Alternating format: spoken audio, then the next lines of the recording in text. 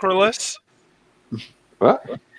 Hello, everyone, and welcome to the after party for Eric Hernandez. We've just had an amazing show there. A really good conversation about the consciousness and the soul. So with me right now, we've got obviously myself. We've got Eric Hernandez, who's agreed to stay behind for a little bit and have a conversation. We have another theist in the room. James is tired. Welcome, James. We also have Duncan and Joshua. So we're going to have hopefully a good conversation here.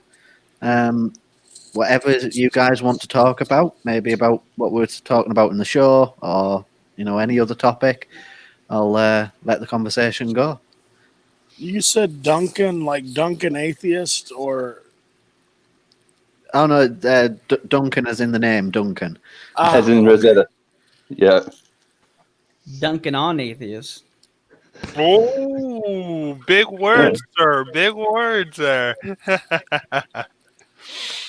All right, so what are we going to talk about? What's going to be this big subject? Okay, well, one of the things that I heard in the chat is that if you changed basically every atom of my being, right, I would no longer be me. Right? Because every atom of my being, and it had no longer had any traces of the original knowledge and memories of who I was. And so, yeah, that would be a completely different person, right? And why do I mention how much this is a different person is because the have scientific evidence of how our brains work to some extent. Right, and we all have like neurons that make pathways that make the interconnections between our knowledge, our emotions, all these things happen. You mess with that, you can change yourself, but you'll still be a bit of your old self. But if you change every single bit of yourself, every atom element, you lost all those neuron connections, you wouldn't be able to have a conversation with the me you're talking to now. And you wouldn't even be able to have a conversation with any part of the me from history. Whereas if you talk to me now, I can tell you how I felt as a 19-year-old kid. I can tell you some of the things that I did and stuff that I've done and like said and stuff like that. But I think life is like a constant evolution. I think evolution has been quite conclusively proven. And as such, it's not like we start here and we end here with evolution. It's just an ongoing process that constantly happens amongst the individual as well as the species.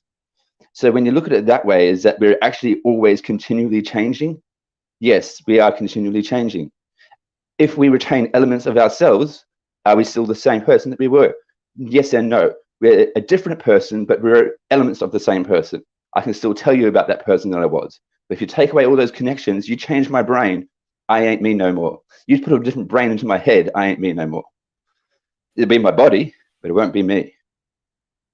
Yeah, so my argument was that if there is no soul, then yes, your identity would be grounded to something physical, and that yes, if you change the physical, right, then you would change identity, right? Exactly right. And we like you dismissed evolution instead, like the things that have actual evidence, and you were like, yeah, and like then you say soul, which we have no evidence for, and then you were saying, well, that happens because of this, which we don't know about. When we actually have things that we can sort of see, from the case from Phineas Gage to the modern day equivalents with MRI scans, and we can see how things are going on inside the brain now.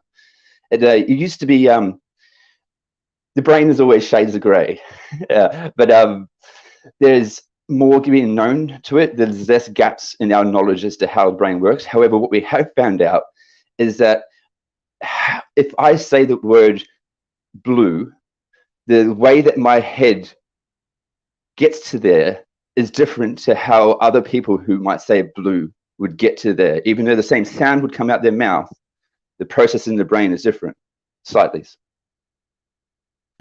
So it sounds like what you're saying, can you also hear me? Yeah. Okay. Sounds like what you're saying is we have evidence that if you change parts of the brain, you change parts of a person's personality. I don't deny that, nor does that do anything to the arguments I've given. But what you did concede at first was that if you do change parts of you and some of your neuronal structures, then you are a different person. So yeah.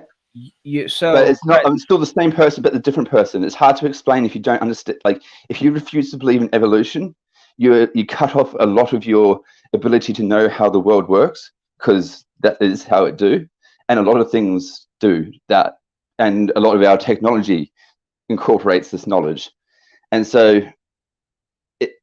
I mean, unless you can bring evidence to the table to support your things for the things that you're making all these arguments on top of, and saying, well, that refutes this because my opinion is better than your evidence, and you're calling our evidence opinion and your opinion evidence. Maybe you can give me an example of where I did that. I can't remember exactly the words that you used, but you were basically saying, no, I don't believe in that type of evolution sort of stuff happening. And then you said, I know what I believe is right. And you said, I'm kind of joking, but also serious. And that's just a sort of like total lack of agnosticism that makes me worried about people when they're that sure about things, because this is the thing that people use against science, right? Science is never that sure, because there's always trying to learn more, and some of the stuff we may find may actually refute some of the stuff that we found out before. So scientists, as a general rule, don't say 100% certainty. So right? let me pause here for a second. So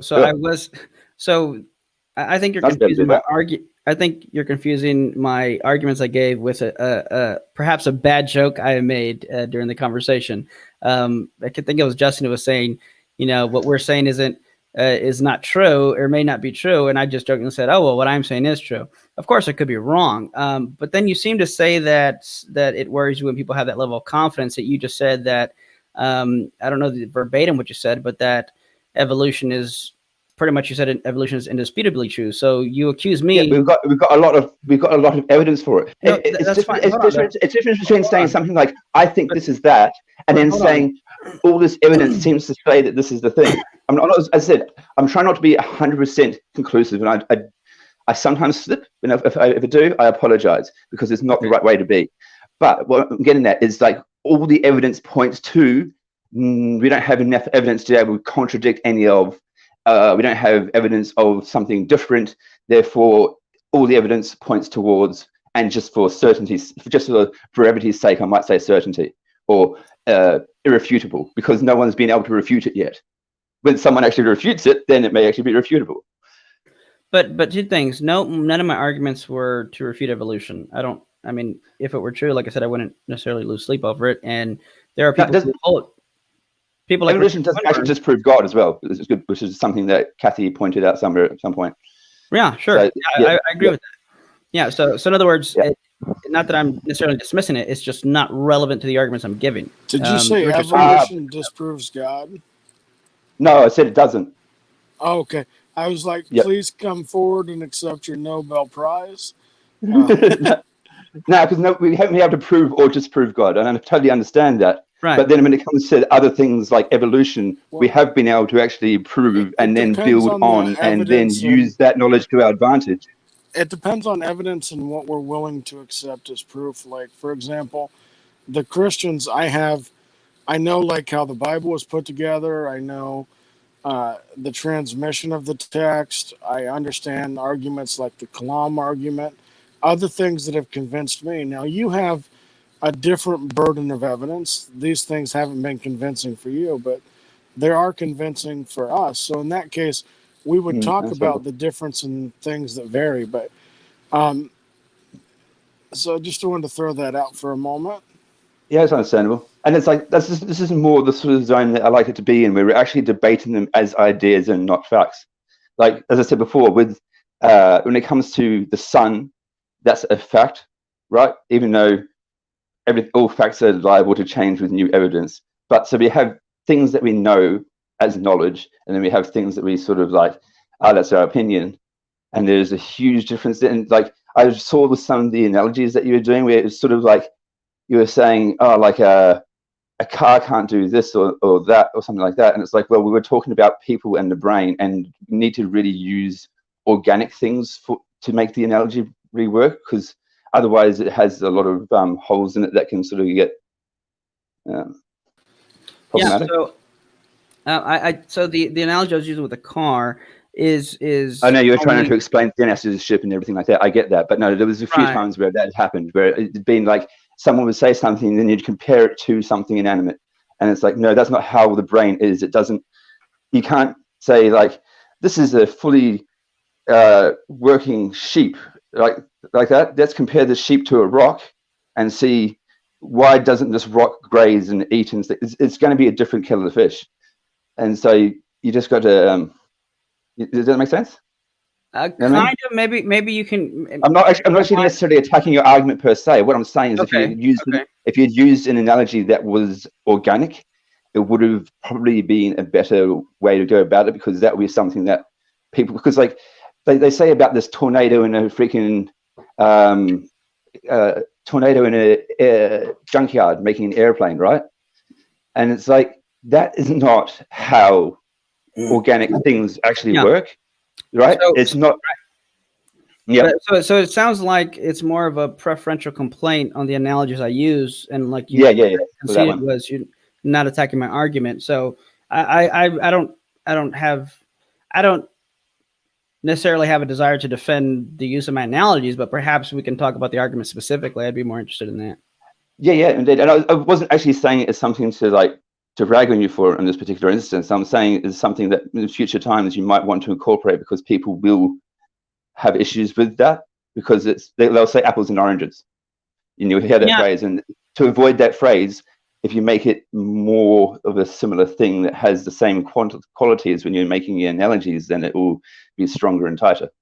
Yeah, but I think, I guess I'm gonna, in some sense, defend my use of illustrations. My illustrations were pertinent to certain characteristics. So apples and oranges, right? If I'm comparing an apple being red and a ball being red, that's not apples to oranges, because the purpose of the analogy is on the characteristics of something being red. If I were comparing fruit with fruit and I say apples and rocks, and that's disanalogous, because the specific trait I'm focusing on for the analogy is about fruit, yet I'm comparing it to a rock. So with the example of the car and stuff, it was about what in philosophy are called aggregates, and showing that purely physical objects don't maintain identity through change. So it wasn't about... Yes, but that's what I mean. It's like, we are physical objects, yes, but we're also sentient objects. And like, so it's like, I agree. As I said before, it's like when people can say, you grab a box of Lego and you shake it a lot, you won't build a house. Well, one, I have accidentally built Lego structures, not a house per se, but some random Lego structures from just moving my Lego boxes around. But the point is that Legos don't respond in the same way that an organism would. So it doesn't actually like plot out and plan its course per se, but it goes and does what it can to survive. And it has these motivating factors and actual sort of like drive, whereas the Lego block does not have any drive. And therefore, the analogy with the tornado and the hurricane, not just the fact there's only one tornado and one hurricane when you consider the whole actual size of the universe, not a great idea, but then the whole fact that they're using inanimate objects to try and make a comparison to living sentient matter. Right. So it sounds like your issue is not necessarily with the analogy I'm using, but with what the analogy was referring to, namely physicalism. If your objection or complaint is that, but we're more than just physical objects, I would say yes and amen. Welcome to the team. That's what I'm arguing. And I'm saying if we're purely physical objects, and if you don't like that, then you'd have to take it up with the physicalists like Paul and Patricia Churchland, Alex Rosenberg. I'm saying that between physical objects, there is a difference. You can say everything is chemicals, and you go, right, everything is chemicals. There is no difference between a computer and a rock. Now turn on your rock and load up Windows. Can't happen? Oh, is that because the chemical structure and the fucking thing is a little bit different? Right. That's why you can't play games on a rock. Right, but the illustrations I'm comparing with is that on physicalism, you would be merely a purely physical object. That's why it's a reductionistic position. That's what it's reducing it to. I'm not saying that we're not, like, I didn't say that we were something more than physical. I said organic and sentient, right? Sentient, and right. That can still fall within the parameters. Obviously, you're trying to make it into a gotcha instead of understanding where I'm coming from. No. That's physicalism is a real position. It's not a gotcha. I'm just trying to say. Yeah, but I'm not attributing that position to you. I'm saying that's out in the illustration. I was illustrating what a physicalist position would entail. And When you say sentient, what do you mean by that? It means having a standard of logic and self-awareness to be able to represent that term. So, right. like, Gotcha. is something a virus sentient? No. Is a monkey sentient? Yes.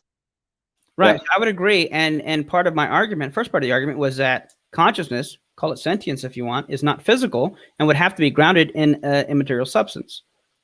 No, but it can be shown to be physical. It's like my brother does this for a living.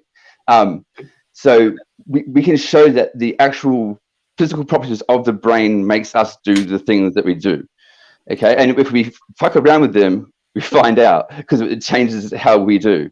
And so I don't need to have more than a God to describe sentience. I don't need to have more than physical objects to describe sentience. It's just it needs to have the right type. Like it needs to not be a rock, but be a computer. It needs to have the things structured in a way that allows it to be able to run a sophisticated program and give you some output. That is helpful. Okay, but it can't. Yeah. Well, so here, but notice, so you're trying to argue that consciousness is physical, and your justification for that was that when we mess around with the brain, it can cause different mental states. But note, you're showing correlation and causation. You're not right, but it's part of it. It's only one. Like I don't go into the whole hundreds of details for everything that I say, but I give you some examples if you want to press me on it more for sure. Yes, I do. Show me. So what Phineas Gage? You want to go back that far, or do you want to come into the MRI scans and show you? Like, do you want me to show you how my brother? Here's what I would like. Show me. Describe a post-traumatic stress disorder. Describe a belief in purely physical terms. A belief in purely physical terms. So you'd want me to make something abstract real? A belief in physical terms. Okay. You said consciousness is physical. Okay. A security blanket.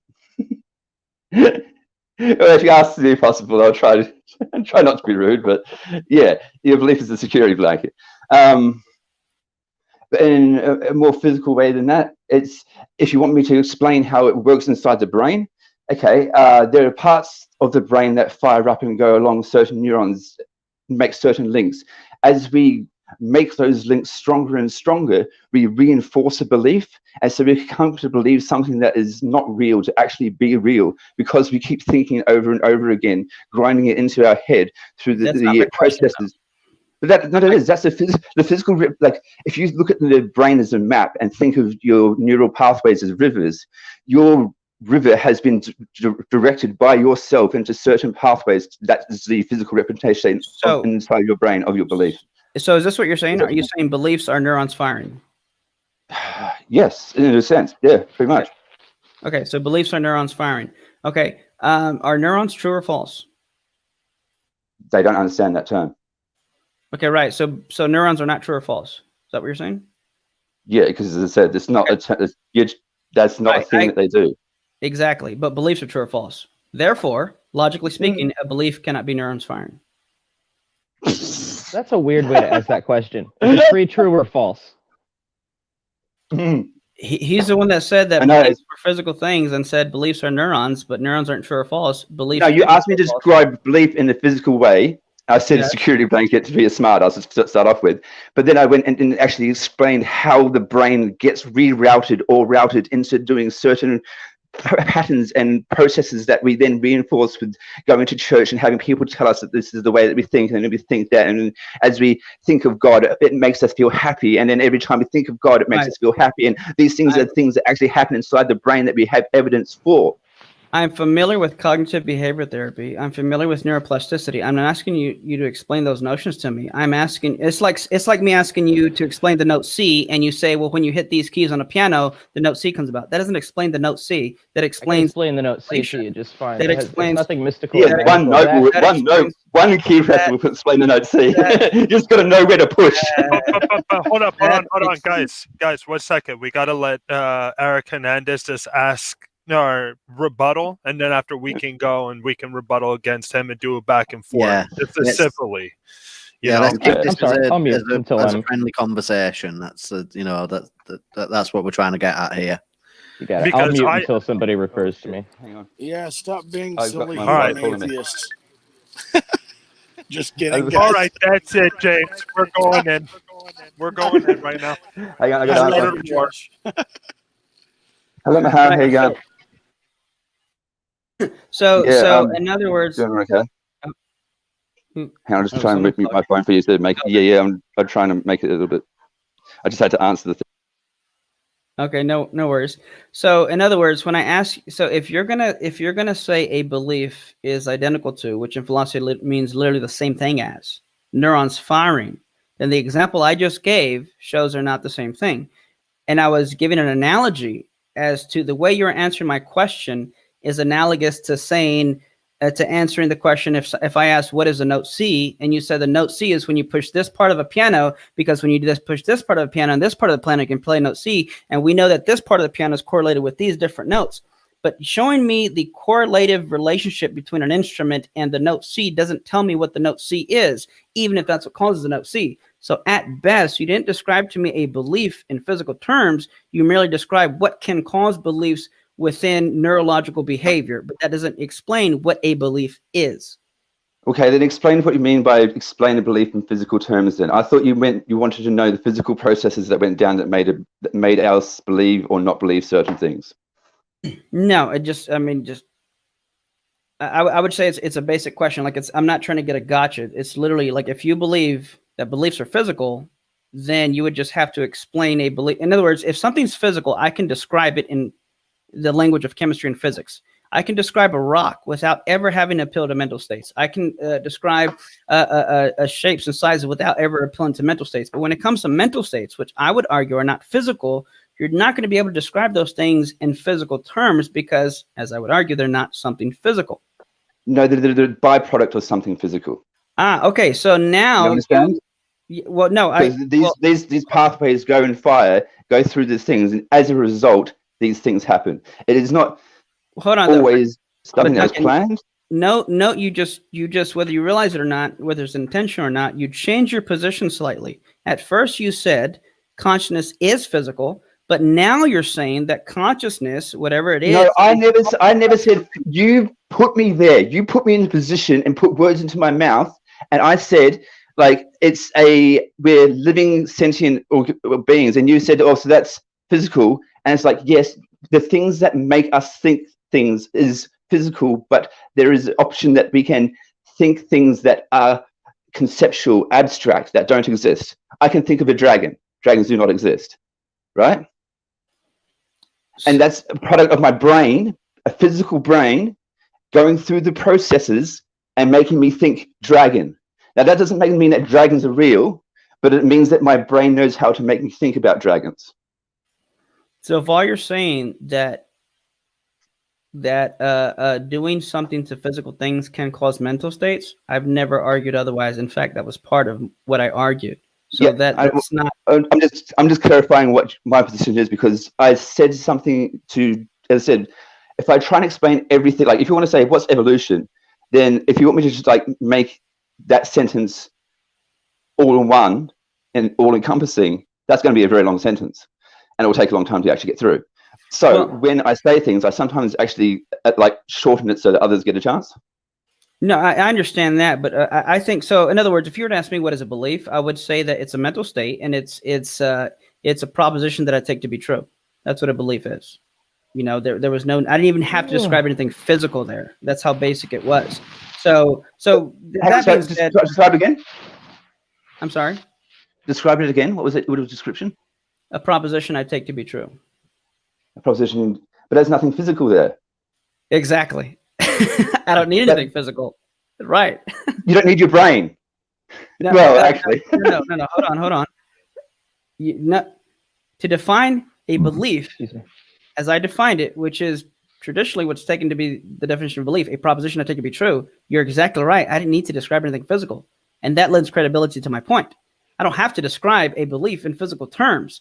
When you were 5 years old, me to describe it in physical terms. You asked me something and then pretended.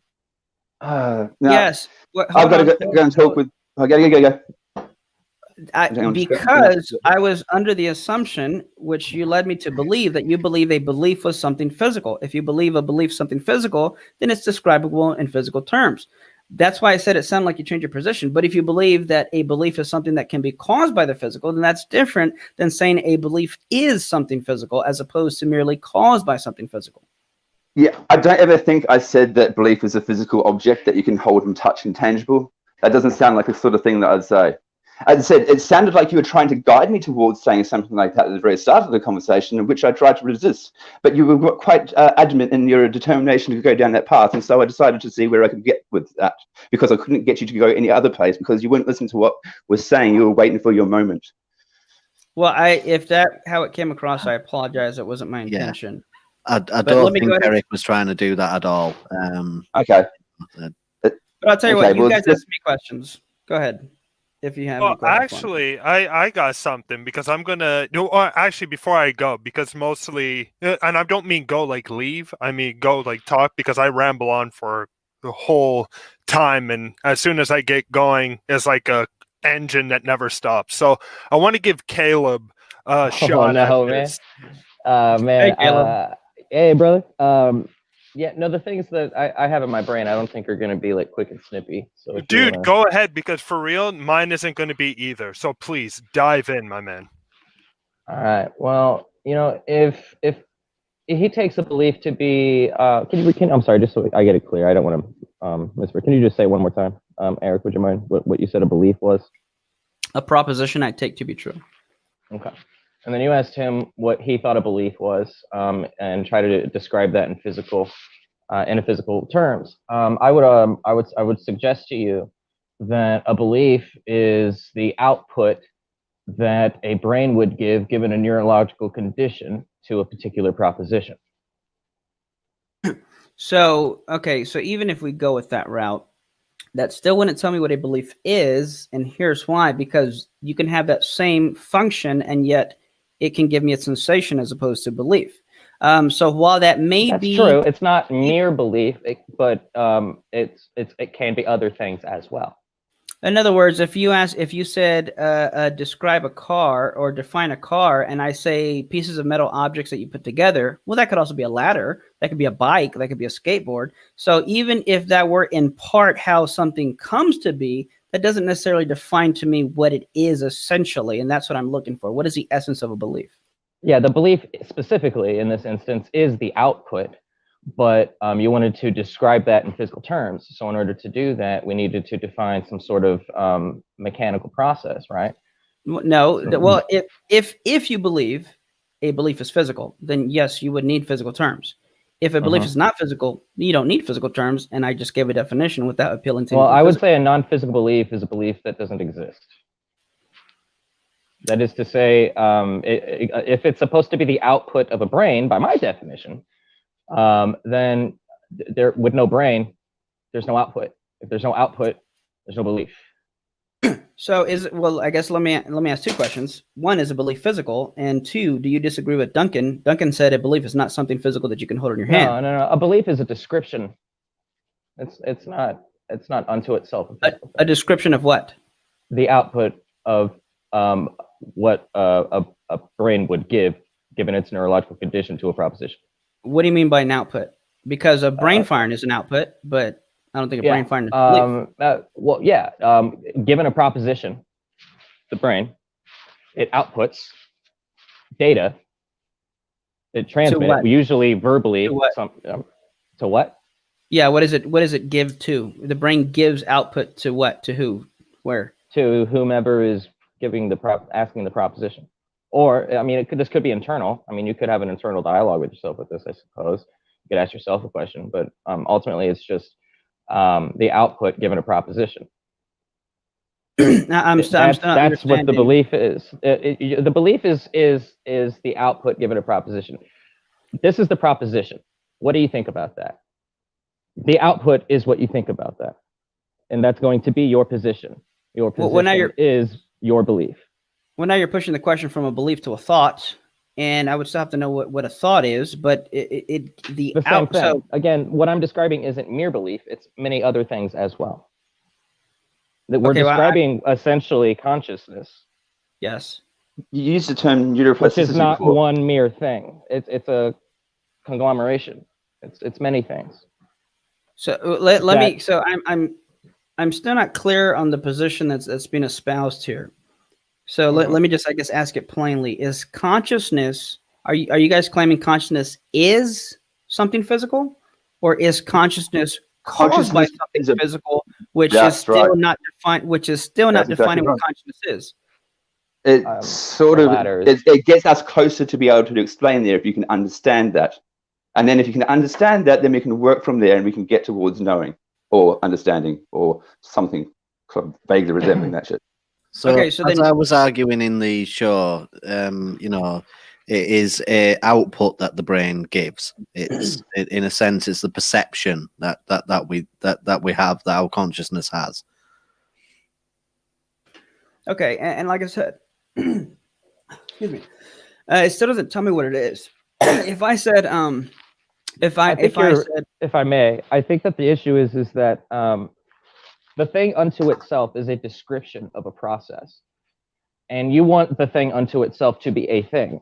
That I think that's what your intuition is driving at, and since there is no thing, it's butting heads with your intuition. That's what my intuition is saying anyway about what your problem might be. Mm-hmm. So perhaps let me use this illustration. Tell me what y'all think. If, assuming you guys don't know Spanish, if I said, "Hey, have you seen the manzana?" and you said, "What's a manzana?" and I said, "Well, it's something that that you would put in your mouth." While that may kind of go to describing what it could be, it still doesn't tell me what it is. So even if you're saying consciousness is something caused by the brain, it still doesn't tell me what it is, nor does it tell me whether or not it's physical. And if it is physical, then if brain firing is consciousness physical?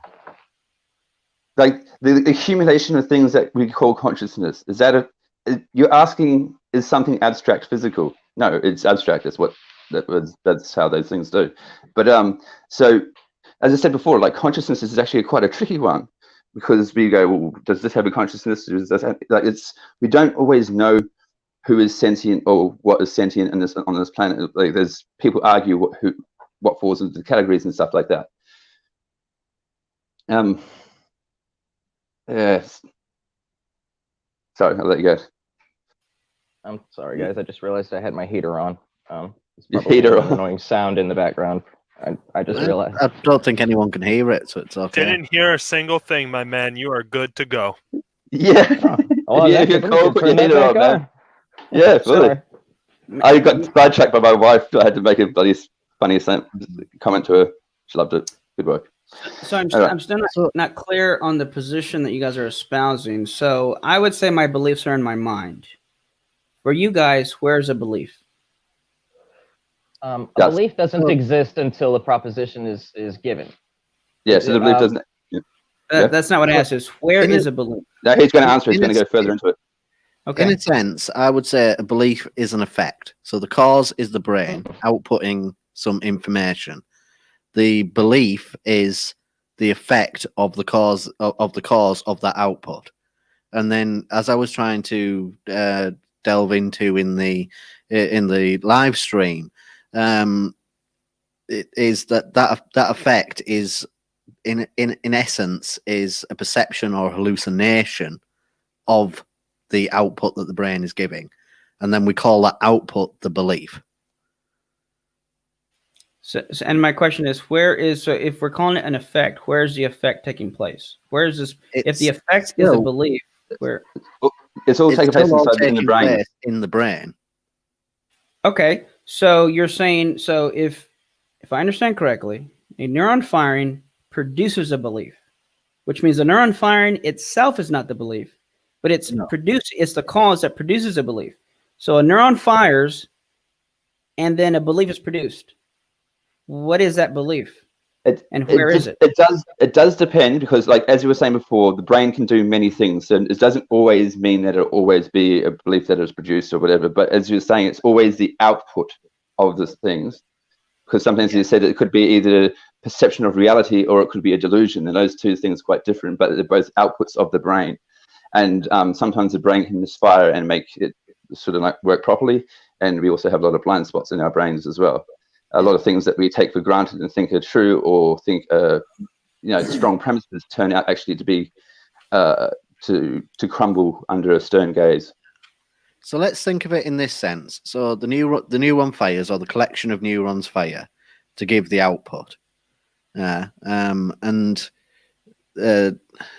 What was that? I completely had a brain fart again.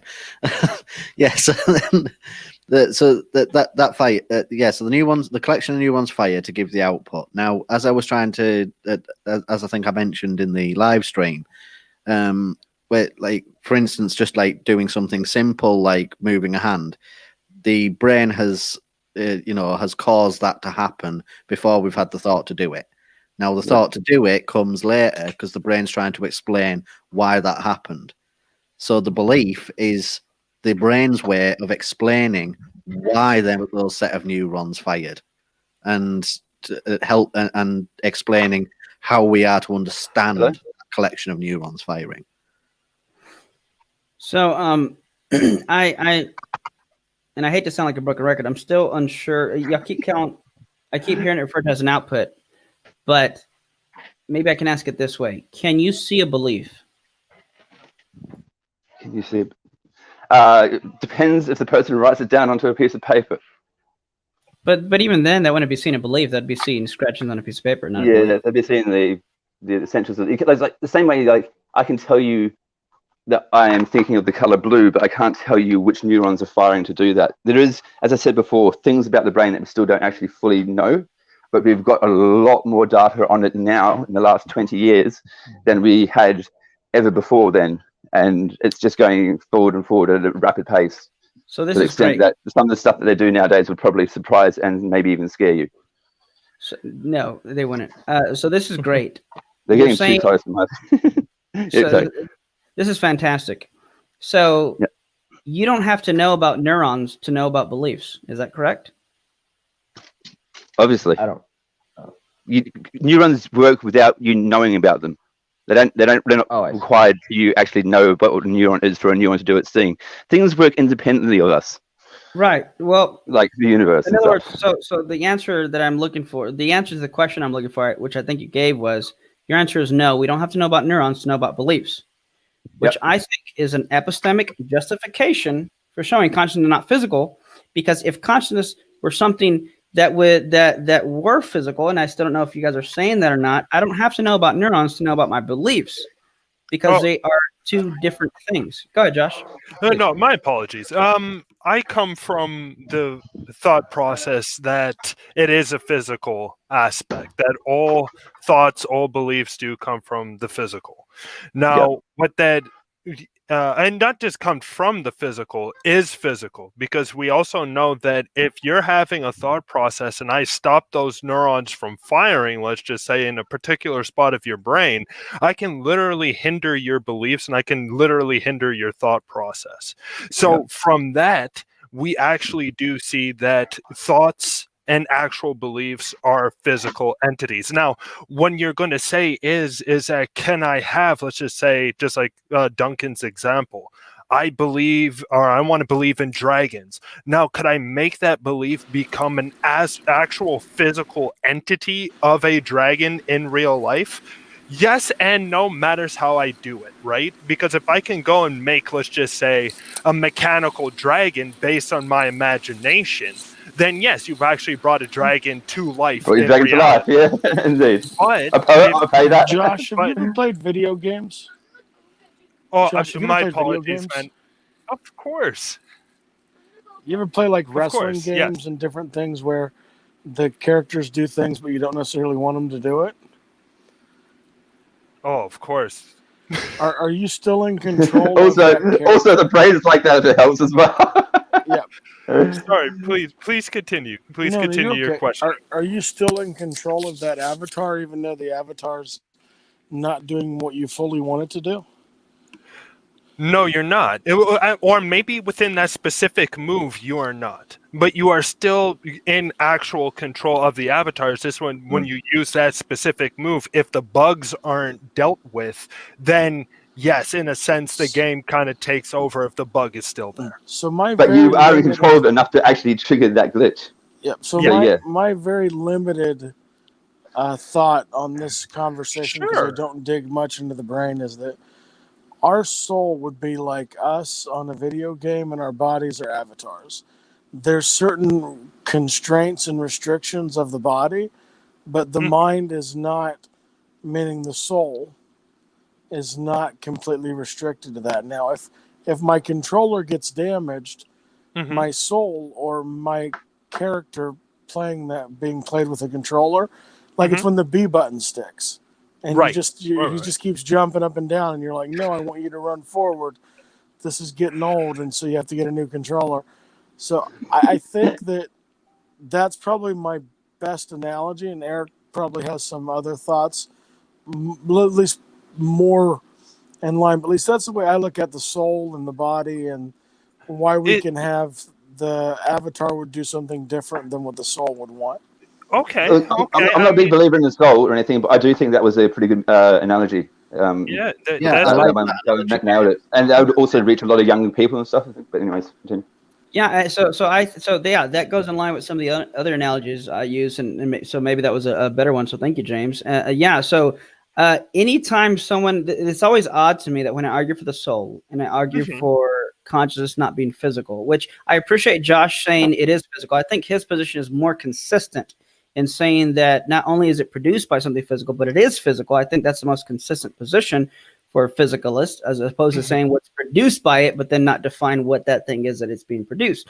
But yes, I'm always, and Josh didn't do this. I'm just to tag on what James was saying. I always find it funny when people who don't believe in the soul or that consciousness is not physical, their rebuttal to me showing Leibniz's law of identity, showing that that a belief is not the same thing as something physical because they don't share the same properties, by saying, yeah, but if you change the brain, you can change beliefs.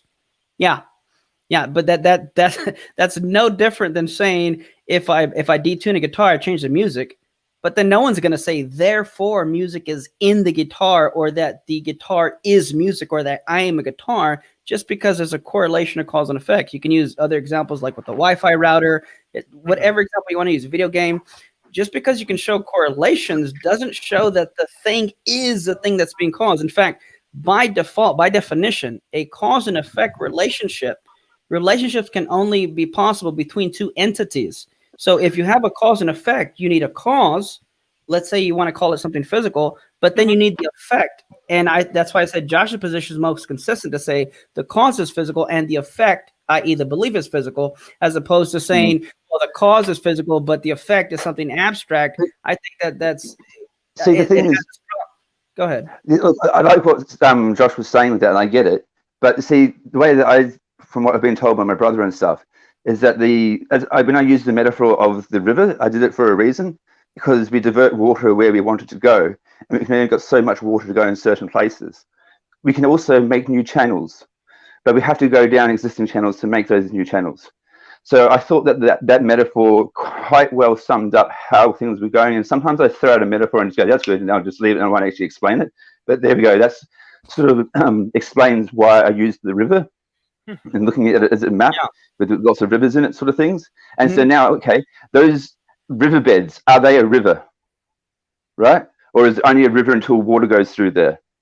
So that's why I didn't say it's a physical thing, because it's only once the water is in the river is that neuron actually firing the way that you're talking about. And it's not the same, because neural plasticity being what it is, brains can fire in multiple different ways in the same areas, sort of things, doing different things.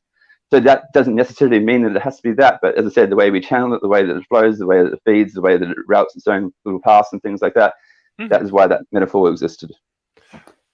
Yeah, and I'd just like to clarify as well, from what I was saying, I still follow what Josh was saying, that it is physical. The effect it isn't not physical. The effect's still happening in the brain. It's just the brain itself is interpreting that effect and giving us the way I like to think of it is like a computer with a user interface. So the user interface itself is still parts of ones and zeros, but itself, in a sense, is not confirming to the reality of the ones and zeros. So the consciousness and the belief and what have you is not corresponding to the fully to the physical. So in that sense, it is an hallucination. And briefly, Eric, if you would mind, can you explain for me? And I know you've explained this a million times in your life, and probably like multiple times on this call. But can you explain to me the parallels that you're trying to make with the key of C, for example, and the soul one more time? Yeah, sure. That so as a substance dualist, I believe that that I am a soul, and I have physical properties. You know, I have a height, a weight, dimension. My brain has physical properties, but I also believe that we have mental properties, which are not physical, and those come from the states of consciousness, like thoughts, beliefs, sensations, desires, and acts of will. And I believe that while the body is something physical, I am a soul that is immaterial. And I'm saying they're deeply tied and integrated. If you want to go back to James's illustration about the video game, that's fine. But it's just showing that there's two things at play here, and showing me that one thing can cause and affect the other isn't showing me there are no two things. There are still two things. The only question is, what are these two things? Is it something physical and something non-physical, or is it just something physical causing something else physical? That's the fundamental thing we're trying to figure out here with y'all's position. I like what Josh said. I think he was the most consistent one to say that the cause is physical and the effect is physical, and that in particular is what my argument addresses regarding Leibniz's law of identity. I would argue if a belief is physical, then it would have to be something like a neuron firing. But I just reiterate, a neuron firing is not true or false, but a belief is true or false, so they can't be the same thing. No, that's the false part there, is that because a neuron can't be true or false, doesn't mean that we can't then find out things to be true or false. I never said that. I never said that. No, but you said that a belief must be true or false. A belief is true or false. A belief is true or false, right? A belief. Yes, and it can't be caused by a neuron because a neuron isn't true or false. No, I didn't say that. Okay, try again. I said they're not the same. Okay, so here's an illustration I use, and I like to use illustrations, so forgive me here. Suppose I walk into a lab and I see two bottles of clear fluid. One is labeled water. The other chemical is, let's say the label's ripped off, the front part. I want to ask myself, are they the same substance? Are they identical? In philosophy, that means the same thing. I think they're both the substance of water. But I turn over chemical X and it says caution flammable. And I think, well, even if I don't know what chemical X is, at the very least, I know they cannot be the same substance because water does not have the property of being flammable. Based on that distinction alone, which is Leibniz's law of identity, I know they're not the same thing. That being said, take the same principle with a brain state and a belief. If I find that beliefs if brain states can have shapes and sizes and dimensions, and beliefs, on the other hand, are things that are true or false, whereas brain states are not true or false, then much like the water and the other chemical X aren't the same thing, the same principle, a belief, which can be true or false, and a brain state, which can't be true or false, can't be the same thing. Well, a single neuron isn't a brain state unto itself. Exactly. So, I mean, it would be, does this collection of neurons, not does this neuron, right. output... Neurons firing, right. Yeah, does this collection of of collections output a belief, quote unquote, that reflects reality? Yes or no? That's, but no, as far as I can understand the way you should be asking this question. No, but you're pointing to the output. See, what Josh is saying is that they are physical. Well, you're asking if it's true or false. There's no other way to refer to it. Okay. Trying to think how to ask this, because I'm kind of out of ways to ask this, because if a belief is something, well, I guess let me just ask, is a belief physical? I'm not asking what causes a belief. I'm not asking, we all know neurons firing are physical. Okay, I'll answer it. It's not a yes or no question. Well, let me finish the question. Let me finish the question. Yeah, fully. I want to hear what Caleb has to say. Caleb is saying that the output, he's talking about the output. Now, we both agree that neurons firing are physical. Now, the output, which according to Caleb is a belief, is that output something physical? Yeah, the output is a physical process. The output will vary if the physical process varies. Okay, so the output is a physical process. So would it be fair to say then, For you, a belief is a physical process. Yes. Okay. Can processes be true or false? Yes. They could potentially accurately reflect reality. How does So a far as I can- process? So a process, if you don't mind me using a synonym like a function. So my toilet flushing is a function. A toilet flushing is not true or false. Now Duncan might say, but that's not something biological. So let's go biological. Neurons firing. How are neurons firing true or false? They are true or false by virtue of whether or not the total output of these neurons accurately reflects reality given a proposition. How does a neuron reflect reality? It reflects a reality by virtue of its output. If you're asking, it's like you're asking, like, how does electricity become TV? Because it does the same. So electricity goes down the wire and then comes out and gives us an input. The neurons are electricity going down the wire. If wires where you're at, if you like computer games and stuff and things like that, scrap the river, let's go circuitry.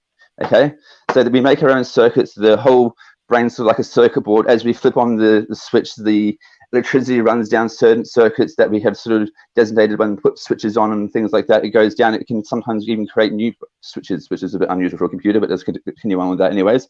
And so it's not just one neuron that goes, haha, I am Encyclopedia Britannica. I have all this knowledge inside me. It goes down the path and it triggers other things, and other things all accumulate into the manifestation. Because what our brain really is it's trying to process reality and tell like a way to deal with reality.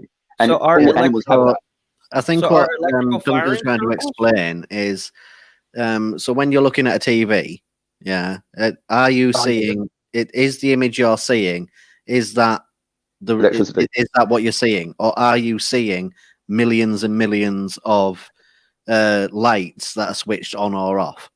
If you don't mind, maybe we can keep Damn. this specifically Nice focused on the neurological. So I mean, things with neurons. Okay, just to keep it simple, we can work on that basis. Because in principle, I suppose there could be other physical mediums, but that aside, things with neurons. Given its ability to provide output, it's more or less likely to be able to provide output that reflects reality in a more or less accurate, in an accurate way. So like something like a worm, for example, that has like 300 neurons, there's not a lot of potential for output to give answers to these propositions. Things like ours, there's a lot more potential for output, and so we're more likely to be able to give answers to these propositions, or we will. It's going to happen. If somebody asks you something, you're going to have a belief about it, one way or the other, I suppose, or whatever. But yeah. Can I ask this? I'm missing something, and I'm trying to figure out what I'm missing from you guys' position. So I drew this. I'm not very good at drawing. Here's a neuron firing. Okay, this neuron firing produces a belief. This neuron firing is physical. Now the output. The output. That's what I'm asking. Where is this output, and what is it? This neuron fires. I have a belief the sky is blue. Neuron fires. Well, that's difficult. No, I honestly don't know how to explain something like that. To me, what you're asking is how does the information get from A to B? And so far as I can tell, I'm not asking how the information. Because I wouldn't say that pushing keys on a piano is transferring the note C from a key to the airwaves. It's not transferring information. So what I'm saying is, if you're saying the neuron firing is the cause, the effect, that's the bad boy I'm looking for. If you're saying it's physical, then I would assume it'd have to be in the brain. So you're telling me that a neuron fires to produce another neuron firing, and it's the second neuron firing that's actually the belief, which was produced by the first neuron firing. And I mean, if that's what you're saying, I just don't see how that gets us any further into the discussion. Well, but whether or not the one neuron is firing by virtue of the fact that another one had to fire doesn't indicate whether or not the output is going to accurately reflect reality. It's just going to indicate the fact of the matter. No, that's what I'm asking. These group of neurons firing, You're telling me this is what causes the belief, and I'm fine with that. But He for wants to me, see a picture of a thought. He wants like Well, it's that- like that as was my before, next like if you, I said with the analogy with the TV, right? Like so you've got a TV station. It has a video in front of it. It's a TV screen. Okay, so it's got on this TV screen. It has a picture. Now it sends that picture to another TV, right? But we can't grab that picture out of the air and then show it to someone. It's not tangible. Can we capture it with another device? Yes, we can, and it will show that picture. True, but we can't actually like it. There's a transition state where we can't see some things, and just because, as I said before, just because there is limitations on our knowledge at some points, doesn't mean that everything else just gets thrown out as well. So it's like we work with what we know to discover more. So, am I muted? Yeah, okay, now. So, you did bring up a good question, which was going to be part of that. Or my next question is: if a thought is physical, if a belief is physical, can you see it? And if it's in the brain, can you see it in the brain? Yes, we can see it the same way that we see electricity currents. It's not so like you don't see. So remember that the TV, the picture, and the other picture over there. Okay, when you like, if you could actually see the airwave, it would not look like the picture that gets put onto the TV screen. It would look different, right? But because the TV screen is adapted to and it has a circuitry built to actually process that airwave into the right channel and then put it onto the screen, then it will actually present the screen. But what you're asking is like you want to see the picture without the aid of the TV. And we're saying, no, we use a TV and another TV, and you're like, no, but I want to see the picture without a TV. And we're like, this is going to get really tricky because, like, I'm going to have to call my brother, who's like actually like university level psychologist kind of deal, and he would be able to tell us a whole lot better about this sort of stuff. And he would probably, give us a great detail if I can get him actually be bothered. But let's say I can. Then I'll get him to answer some of your questions or have them sorted in my brain, because some of the things you actually raise are actually excellent points, and that's why I said before some of your analogies I could just use a little bit of work and it would be some more effective, and it would be and then when you had a really good one, I was like, that's gold, run with that as well. That's so I'm not trying to be harsh on everyone or anything. I really recently I've been, like, my wife's in hospital, so I'm a bit raw. Sorry to hear that. Yeah, no, I appreciate that. I'm that I'll be praying. Can Josh just say one thing before he goes and sits in the background, because we're trying to get Clyde in here, because Clyde does philosophy and that. Exactly. Yeah, you love this. What I would actually say is that from the neurons firing, because there's always these pathways, right? So within a pathway, this amount of information constantly gets digested on its way towards its location. Henceforth, it is always reading through and divulging information on its way towards its next neuron connection, in a sense, until it reaches the point where it actually goes. And then you can have an actual thought. So the thought process is actually a building up of time of that neuron firing off, moving along that connection and getting all that information, or either attributing that information into particular parts of the brain, or gaining that information while moving through the brain, in a sense, until it reaches where it needs to go. But remember, just like how Caleb stated, it's not just one particular neuron that is being fired and moving through the brain, in a sense, and gaining all this information. It is multiple neurons firing at multiple times, moving through different parts of the brain in order to react certain areas of the brain,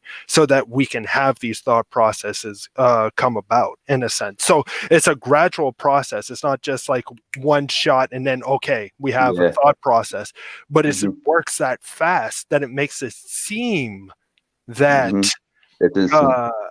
that you can have some sort of that is spontaneous, but it's really, damn, I didn't know James was going to leave. Okay.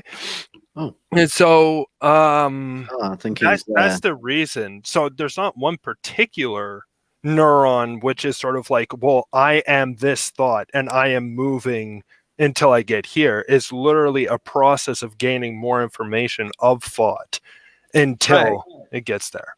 Yeah, no, and I appreciate that. And if I was saying neuron singular, I didn't mean to. In fact, if you look at it says neurons fire. Oh, sorry. Yeah. About that. Okay, I heard neuron. No, it's fine. My That was my fault if I said neuron. But yes, synapses, right? They connect and fire together. Absolutely. Yeah. Right. But I would still say it doesn't solve the problem. If I can use Duncan's analogy about the TV, I'm perfect. That's great. Mhm. My question is, we can see the electrical signals, but looking at the electrical signals doesn't show me the TV program. I have to look at the TV. So there's a difference between the signals and what's displayed on the TV. If we want to stick to that analogy, rough and ready, my mind would be the TV. My brain would be those electrical signals. And now I'm asking, if it's physical, we can look at the signals. I'm saying, where's the TV? Where's that bad boy at? Is what I'm looking for. The TV is inside our head, and when we try and do output, that's the output of the screen. But I do get what you're saying, Thorn, and it is a good question. And I think I have an answer to this, but I think this is a category error because you're trying to ask. There is essentially the problem is you're asking to see the seeing and hear the hearing and feel the feeling and believe the believing. But this is something that ontologically is subjective. You must be the thing that is doing the seeing to see what it is seeing. Okay, hold on a second. Can I add something to this as well? Because I just remembered something about what my brother did. And he said, so he was studying post-traumatic stress disorder. Okay, now how we were talking about brain plasticity and how people are individuals and they're all sort of code their own way sort of things. Now he can see brains suffering post-traumatic stress disorder. Now, each person responds to it in a certain different way, but my wife's calling. answer that. Go ahead. Yeah, no, definitely answer that. I'll go and touch it. But as I'm saying, it's okay, no, I'm going to get that. Yeah. Duncan. Why he's I'd like to say something there to what I was getting at was okay. So I do think it's a category fallacy. Screen for you, Eric. Oh, I'm sorry. Oh, yeah. So I do think it is a category fallacy, but that's my argument is I'm accusing you guys of having the category fallacy, namely that beliefs aren't true or false. So it would be a category fallacy to attribute a belief to something physical when something physical cannot be true or false. Now, here's what I'm asking. Show me brain states. I think we can do that. You can show me neurons firing. Show me mental states. I don't think you guys can do that if you're going to say that consciousness is physical, because every time I'm asking for this bad boy, the TV, if you will, you keep talking about this. I'm not asking about this. I want to see this bad boy, but every time I ask about this, I keep getting this. You say a brain state isn't true or false, but how is a soul true or false in such a way that it solves this problem? No, a belief is true or false. Okay, a belief is true or false. Okay. Mm-hmm. And you're saying that because a belief is true or false, a brain state isn't true or false, therefore they're not the same thing, right? I'm saying because they share different properties, right? Right. So you're saying that the soul is true or false? No, I'm saying the beliefs which are in my mind, which is a capacity of my soul, can be true or false. It's just a capacity of your soul? A capacity by what means? What does that mean? So a capacity. Oh, no, sorry. Go ahead. Finish your point. Then I want to get. I'm sorry. Yeah. I'm going to be leaving soon. So if you want to skip around my dilly-dally nonsense, feel free. No, it's fine. I'll answer your question. Yeah. So capacities are a group of potentialities or abilities that a thing has within its nature. So I have the capacity to speak English, and I have the capacity to develop the capacity to speak French. And a group of similar capacities are grouped into what's called faculties. So if I can explain my position, J.P. Moreland says, think of the soul like a chest of drawers. You have the sock drawer, underwear drawer, T-shirt drawer. My soul contains all the drawers, if you will, being my faculties, and each faculty is a group of certain capacities or abilities I have. So all my abilities for conscious states is the faculty of mind that my soul has.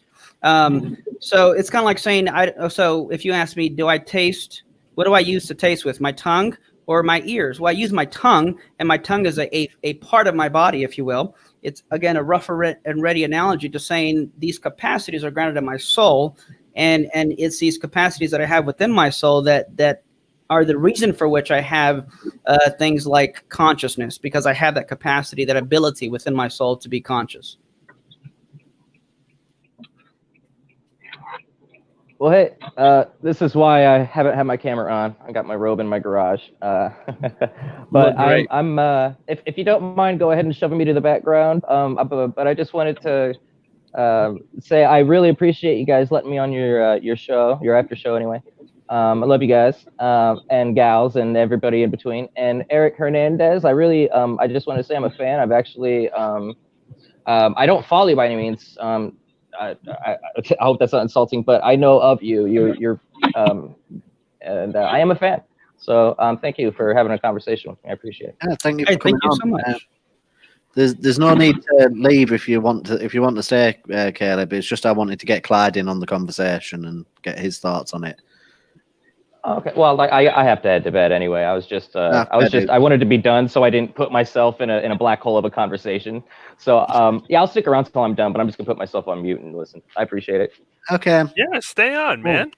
Yeah. Thanks, Clyde, what are your thoughts? Do you want to jump in on this? I was just listening, so I think I walked into the end part of this conversation, or a random part. But just to give you a heads up, there's kind of like a snowstorm about to happen around my part, so I might not be able to hang on for long. So what? I'm curious. What's going? So what was the argument, and like what was this? What's the Okay. discussion? So what we're discussing right now is consciousness. And is consciousness based on sort of a sense of dualism, or is it based on a sense of physicality? So or physicalism in a sense. Yeah, is it physical or not, basically? Yeah, exactly. Oh, So, okay. For me, I'm a physicalist. I think that everything in the mind, everything in the brain is part. Even thoughts are physical in a sense. Okay. So I'm a physicalist, and Eric Hernandez is he's a dualist in a sense. I hope I got your position. Substance dualist. Absolutely. Substance dualist. So we're kind of going back and forth based on right now he's putting pressure on the physicalist aspect, stating that, okay, we understand the motives of the its functions, but what is the actual essence of the brain in a sense? So that's what everybody is starting to talk about right now. Yeah. So maybe what would be good here is if Eric, you want to just give a little summary of what your argument was, and I'll give a little summary of what I was talking about in the live show, just to bring Clyde up to speed a little bit more. I would say go back and watch that 2-hour video on double speed, and we'll catch up with you in an hour. And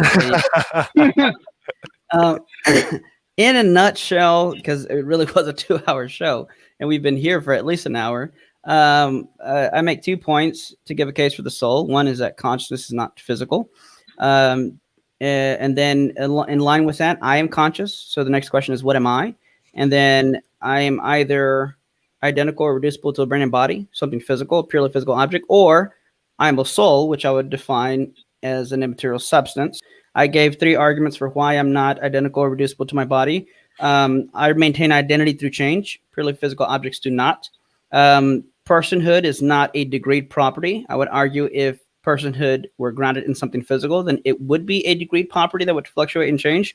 And libertarian free will, that if I were a purely physical object, I would not have free will. I do, therefore I'm not a purely physical object. It's a lot more to say, and I'm not sure how much of it you were able to catch on to, but that would be the nutshell rundown of it.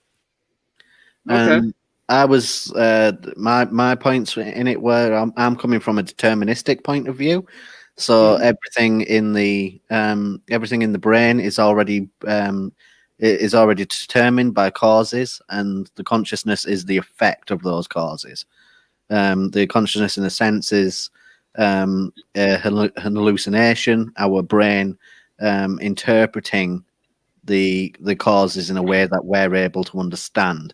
in essence, like a computer. The ones and zeros are the causes, and the user interface, i.e. the operating system, is how we understand those ones and zeros. Okay. And then what was your point that you brought up, Josh? Okay. Or Carol. Okay. One second.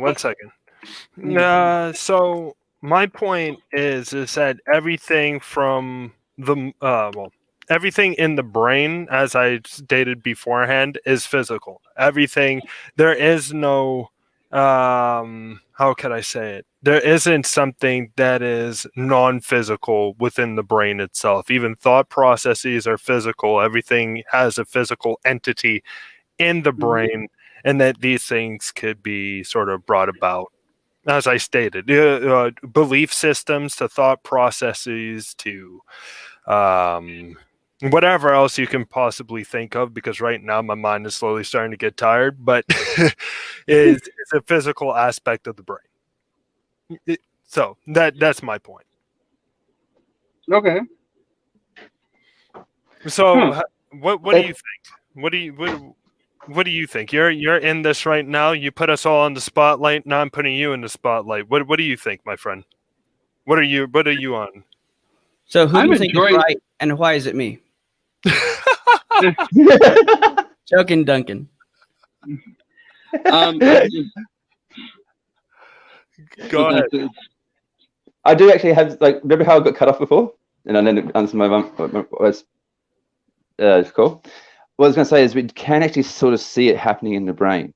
The problem is because everyone's got a unique kind of brain, it doesn't exactly work exactly per se. But if you have a look at online resolutions of, hello, David.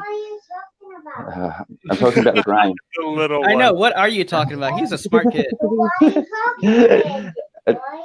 And so what I'm saying is that there's, listen and you'll learn. So what there is, you can find images of the brain, and it has the colors where they're getting lit up when the neurons are firing.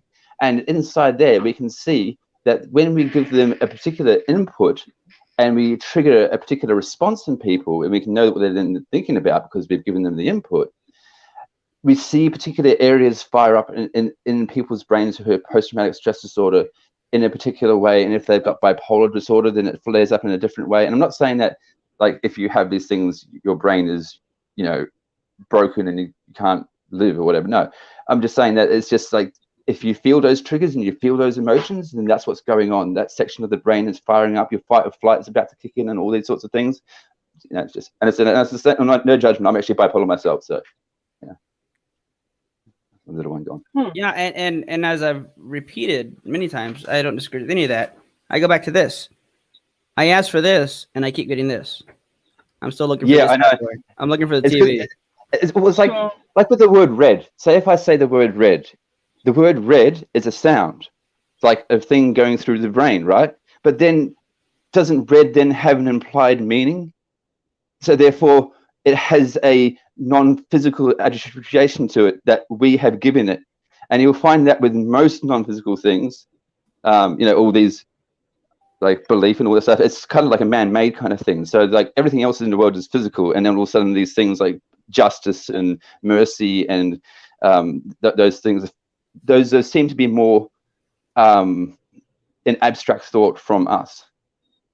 And then we've been trying to process the universe. So we look at the universe and we go, we don't understand why this is happening. There must be some sort of justice in the universe, and then we invent karma or something. It's just Can we? I think Clyde's trying to jump in. Can we? We keep tempting him, and then they're putting the rug out from underneath.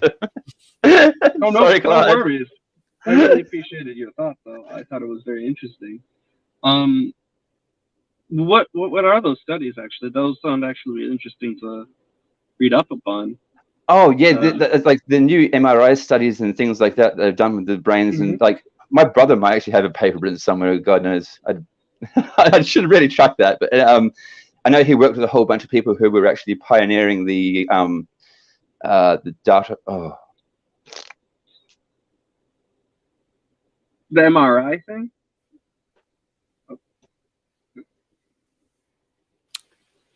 Oh snap! Oh, I okay. think you cut out. Yeah, the So if snowstorm I- is starting. So if I may understand, like, if I were to group you guys into two groups, so you to the left of everybody, top left, I forgot your name. Sorry. I don't know. Like Wait. top. Hold on. Maybe far right. Me? Could you Yeah, not see name? Like you say the name. There. Yeah, I'm in a car, so Top left is don't look at Eric. that. Don't look at The So the brown Eric, guy okay. in the brown shirt. So the guy with the goatee that looks like Tony Stark. That's Eric. Everyone else. So you're a dualist, and then everyone else is a monist. Pretty Yeah, much. well, right? yeah, there you Right. go. Yeah. Okay. So I was so then you're not a Cartesian dualist, right? No, I'm more of more closely to the Thomistic type dualism, though I'm not a hylomorphist. I am not familiar with those terms, so I do apologize if I misrepresent you. It's all right. What was it again? Thomas? Thomistic type dualism, Thomistic? but not a Interesting. hylomorphist. Okay, I'll look into more of that. That sounds interesting. JP So Moreland is the man on those things. okay, JP Moreland. Does that fit well with evolutionary theory? So like, or does that present like a difficulty to it?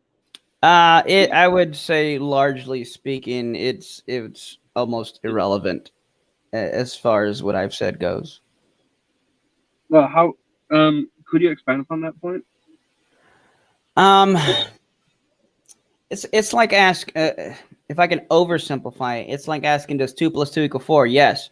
Yeah, but how does that play into evolution? Well, I mean, you have one category of biological evolution through natural selection, and then you have the laws of arithmetic and mathematics. So I think, in other words, they're not necessarily related. So there's not any, I would say, at least for what we discussed, there's no internal conflicts with it. Okay, interesting. So suffice So it to then- say, what I'm saying could be true, and yet Darwinian evolution could still be true for the most part, though. Anyways, yeah. Okay, I'm just trying to see like how that would be compatible because like I think evolution is the best explanation for how the brain's developed, and like that seems like a challenge for for dualism, but I'm not too familiar with it. No, I want to say it's a challenge, but I did in the show bring up an argument called the Evolutionary Argument against Naturalism, where I think it's a challenge for the naturalistic evolutionists, to where you now can no longer trust the beliefs your brain produces because of an undercutting defeater. So it's a discussion we had during the show that would take some time to unpack. But yeah, I mean, Alvin Plantinga, right? absolutely, yep, good, yeah, excellent. I don't have it off the top of my head, but I'll look into that. I know that there are some replies to it, but again, not off the top of my head. I just got off work, so So then, how does the mind work under that? Like, is it a theory or is it a thesis? Like, or an idea? How would you best characterize it? How would I describe my position? Yeah, your position. Well, I would say it's a position within philosophy of mind. Okay. I don't know. I think that'd be the most basic way to put it. Okay. Okay. Cool. So, I'm still trying to wrap my head. I mean, I have no clue what the Thomistic dual. You said Thomistic dualism? Yeah, Thomistic like dualism. Thomistic like dualism. So it's much so for the Cartesian, the emphasis is mainly on the mind, where the mind itself is the substance, where on my view, the soul is a substance and the mind is a capacity or a faculty of the soul. And the soul has a much deeper integrated internal relation between the body and the formation of the body to the animation of the body and so forth. A lot of metaphysics. How does that fit with evolution? I mean, I'm not. Any way you want it. Isn't that fitting into more of metaphysical argument though? So then, Absolutely. It's all metaphysics. Cool. I mean, I'm just presuming that like evolution might propose a challenge to it because we're all biological creatures. But I'm trying to understand your position with the. Yeah, so I don't deny we're biological. I think the body. If I want to get really deep into the Thomistic metaphysics of my view on the soul, I would say that the body is an external realization of an internal structure of the soul. It's kind of like if I put a blanket over an object, you can't see the object underneath the blanket, but you see the shape the blanket takes, and it gives you an idea of what that object is. And I think the body, in essence, given my analogy, is like the blanket over the soul, if you will. So the type of body that I have is due to the type of soul that I have. Interesting. Okay. So I only know Cartesian dualism, so I think you might be familiar with like the objections to it then. Yeah, which I don't even think are really amount to objections for the most part, but yeah, go ahead. So like the interaction between the mind and the body, which you're nodding your head. Awesome. So what would be your answer to it? So there's a few things to say here. The first thing I'd say, and I think the most important thing to understand is, I don't even think this is an objection. It's more of, if I can oversimplify here, is more of a complaint, not an objection. The question of the interaction problem, for those who aren't familiar, is basically how does the soul or mind interact with the body? But note that is an epistemic question, not an ontological question. In other words, even if I don't know how my car works, it doesn't mean there is no car, nor does it mean that I cannot drive the car. It just means I might be ignorant with respect to the mechanistic interactions within the mechanics of my car itself. But even if you were to say, well, how does your car work? And I say, I don't know. You say, therefore there's no car, or, oh, well, then you can't drive it. In other words, it doesn't follow. So I think the interaction objection isn't even an objection. It's just an inquiry to, if the soul existed, how would that function? So the first thing I'd say is, even if I said, I don't know, it would in no way affect the arguments I've given for the existence of the soul. The second thing I would say is, if I were to give an answer, it would be that it would be a basic action, or what's called a primitive action. In philosophy, when you reach something basic or primitive, there's nothing more you can go to that. So, for example, if you ask me, if you say, how did you get here? And I said, well, I got in my car and drove. Well, how did you do that? Well, because of, X, Y, and Z. Well, how did you do that? At some point, I'm going to basically have to say, and then I put the key in the ignition. And if you say, how did you do that? And I say, like this. And you say, but how did that happen? And I'd say, well, that's as low as it goes. Like that's where it started. There's nothing intermediate beyond that. So when someone asks, how does a soul interact with the body, or however you want to phrase the question, it's assuming that there is an intermediate mechanism by which A interacts with B. But if you ask me, how does A interact with B, and you assume an intermediate mechanism, and I say, okay, A interacts with B via mechanism C, well, then all it does is push back the goalpost. And then you have to ask, well, how does A interact with C in order to interact with B?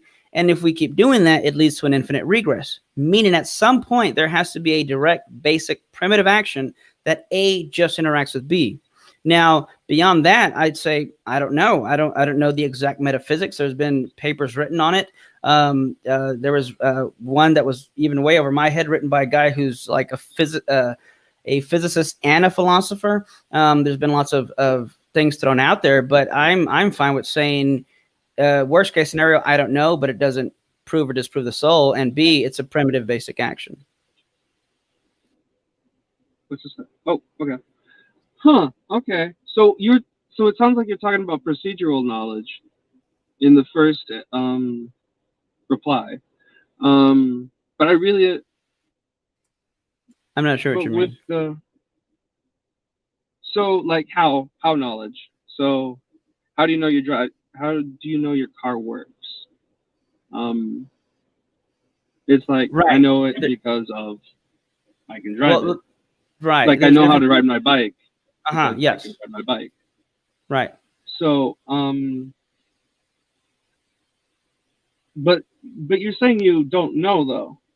So I was wondering if you could be a little bit more elaborate on that. Yeah. Well, I said that could be one answer, and I'd say, and my second answer was, well, I think it's just a primitive basic action. I don't think you can go further than that. By the way, that's a meme. I think it's been slightly exaggerated to show the differences there, but it does show the differences. I have ADHD, by the way, so that's my brain up there. Oh, yep. Yep, fair enough. That also looks like a whole lot of chaos as well. What's that? Like, I also have massive amounts of ADHD, my friend, so don't worry about that. We're both on the same boat. It's a fun boat. Oh, it really is. Until you have to focus on something, and then after you just fall apart like decades. Yeah. Hey, good thing about being on a boat. There's a good thing about being on a boat. Less squirrels. Love it. I love it. That's good. So skeptical llama, yes. I mean that would be in other words, the difference between saying I know I can drive my car versus how a car works. I would say I have arguments to believe, and I would claim I know I have a soul. And it's a separate question as to how does it work metaphysically and interact with the body. Those are two separate questions. My arguments revolve around the latter question, whether or not there's a soul and there's reasons to believe it. Your question is more of a mechanistic how question, which my arguments don't address, nor do I think it needs to address to give a cumulative case for the soul. Okay, because like when you say mechanism, because that sounds to me like a propositional knowledge. So I know that there is a mechanism there. So I feel like that might be a conflict between your reply using like a procedural knowledge. That would be my only like suggestion. Like I don't know if that's a true reply though. Sorry. Long day at work. It's all right. Sounds like it's been a long day at work. Yeah. Yes. But yeah, I'm gonna have to get going soon because the snow's starting to pick up. Hey, be careful out there. But yeah, it's interesting though. I've never heard of your position though, so I'm gonna have to look into.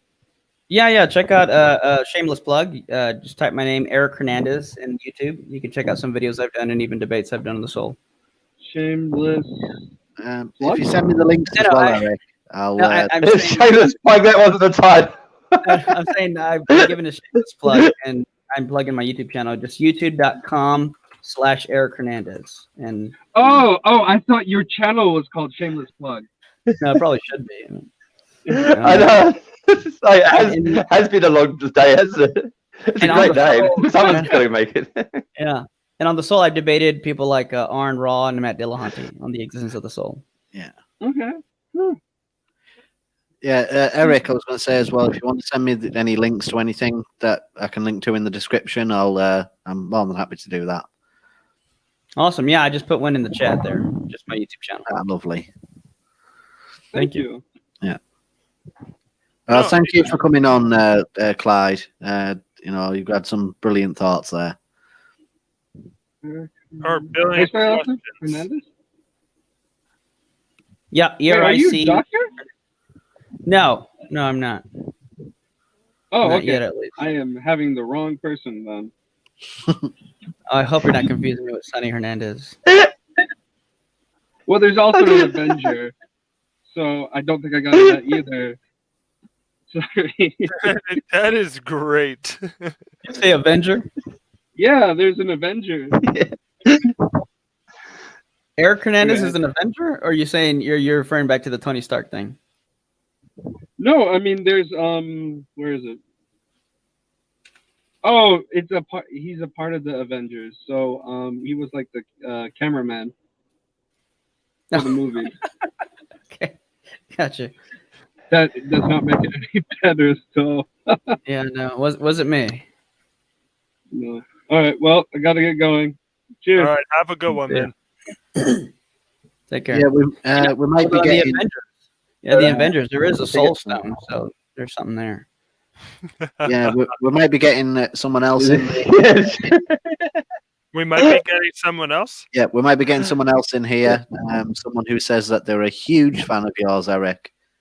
They're just not sure if there's enough time to jump in. But I've said if they can jump in. I don't know if that's And Eric, bad. Yeah. Yeah, go ahead.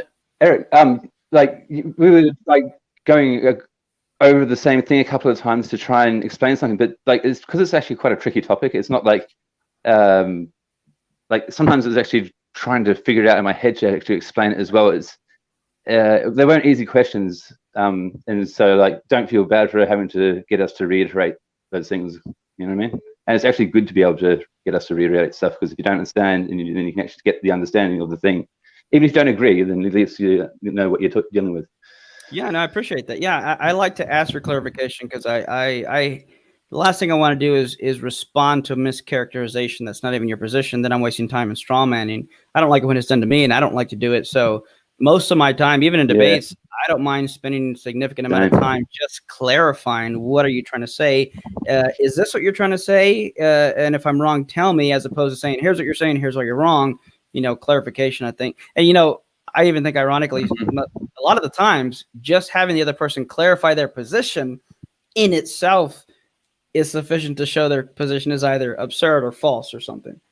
But True, definitely. Sometimes the way that they conceptualize what their vision is or what they're trying to state, it actually has a lot of holes within it itself. So you actually might get a lot of points based on. You're going to make a fallacy there. But remember, it's all physical, though. like with Justin, and I don't know. I want to get physical. Talk about, JP Moreland says, let's get metaphysical. And not to talk about Justin why he isn't here, but, and he had mentioned, like, for example, on his view, he would say that there is no consciousness, which would entail there are no beliefs. And I said, okay, so then just to get clear, your position is that on your view, you believe there are no beliefs, and that, which is a contradiction, right? So I didn't even have to give an argument. I was just clarifying his position. And so I think clarity not only helps me understand it, but sometimes I think is enough to even where I don't need to respond, in my opinion, of course. Love you, Justin, if you're listening. Yeah. No, I do see, like, I understand what you're asking for 100%.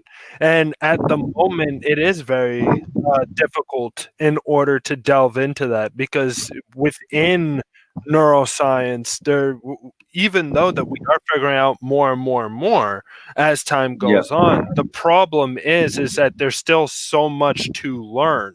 And the other thing is that not only is there still so much to learn, but this is a relatively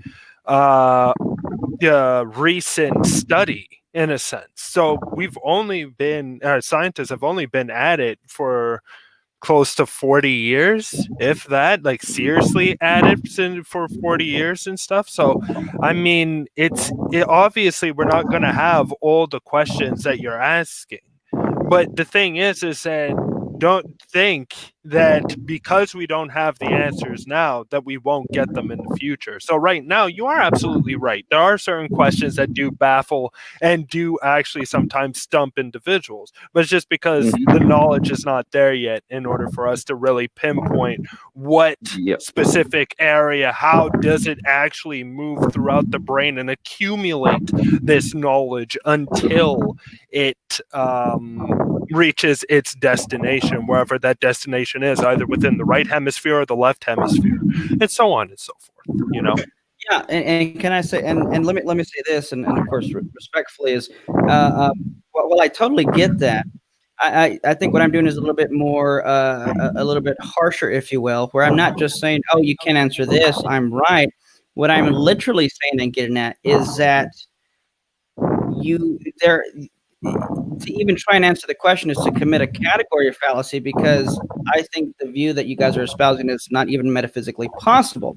In other words, I'm not giving arguments from ignorance. I'm giving arguments from what we do know. And while neuroscience is certainly a relatively young field, 40, 50 years or whatever, the philosophy of mind has been something that has been deeply researched for thousands of years, all the way back to Plato and Aristotle and things like that. Absolutely. So there's and I think so. When I think what was funny, and you guys haven't done this, but people accuse me of using God of the gaps arguments, an argument from ignorance.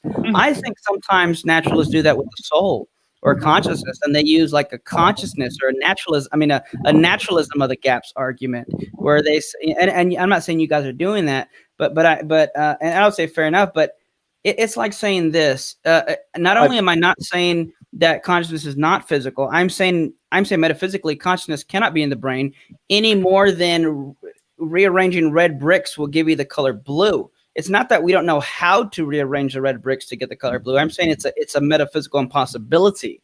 Like asking one day scientists will discover how much the number 2 weighs. I'm saying it's not even in the right category. And I would even say that it's not a scientific question, it's a metaphysical question.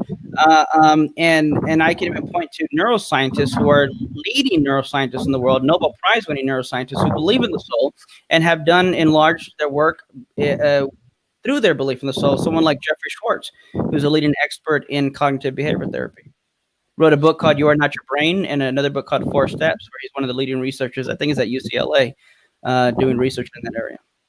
Oh, absolutely. And I mean, there's always going to be individuals, and I think that's the best thing about science, is that there's always going to be individuals looking into things that are even kind of like what we would call outside of the bounds of science at the moment, and I think that's the best thing about science, is that we hit every single aspect, every single point, in order to try to give people the truth, or at least relatively close to the truth of what's really going on in reality.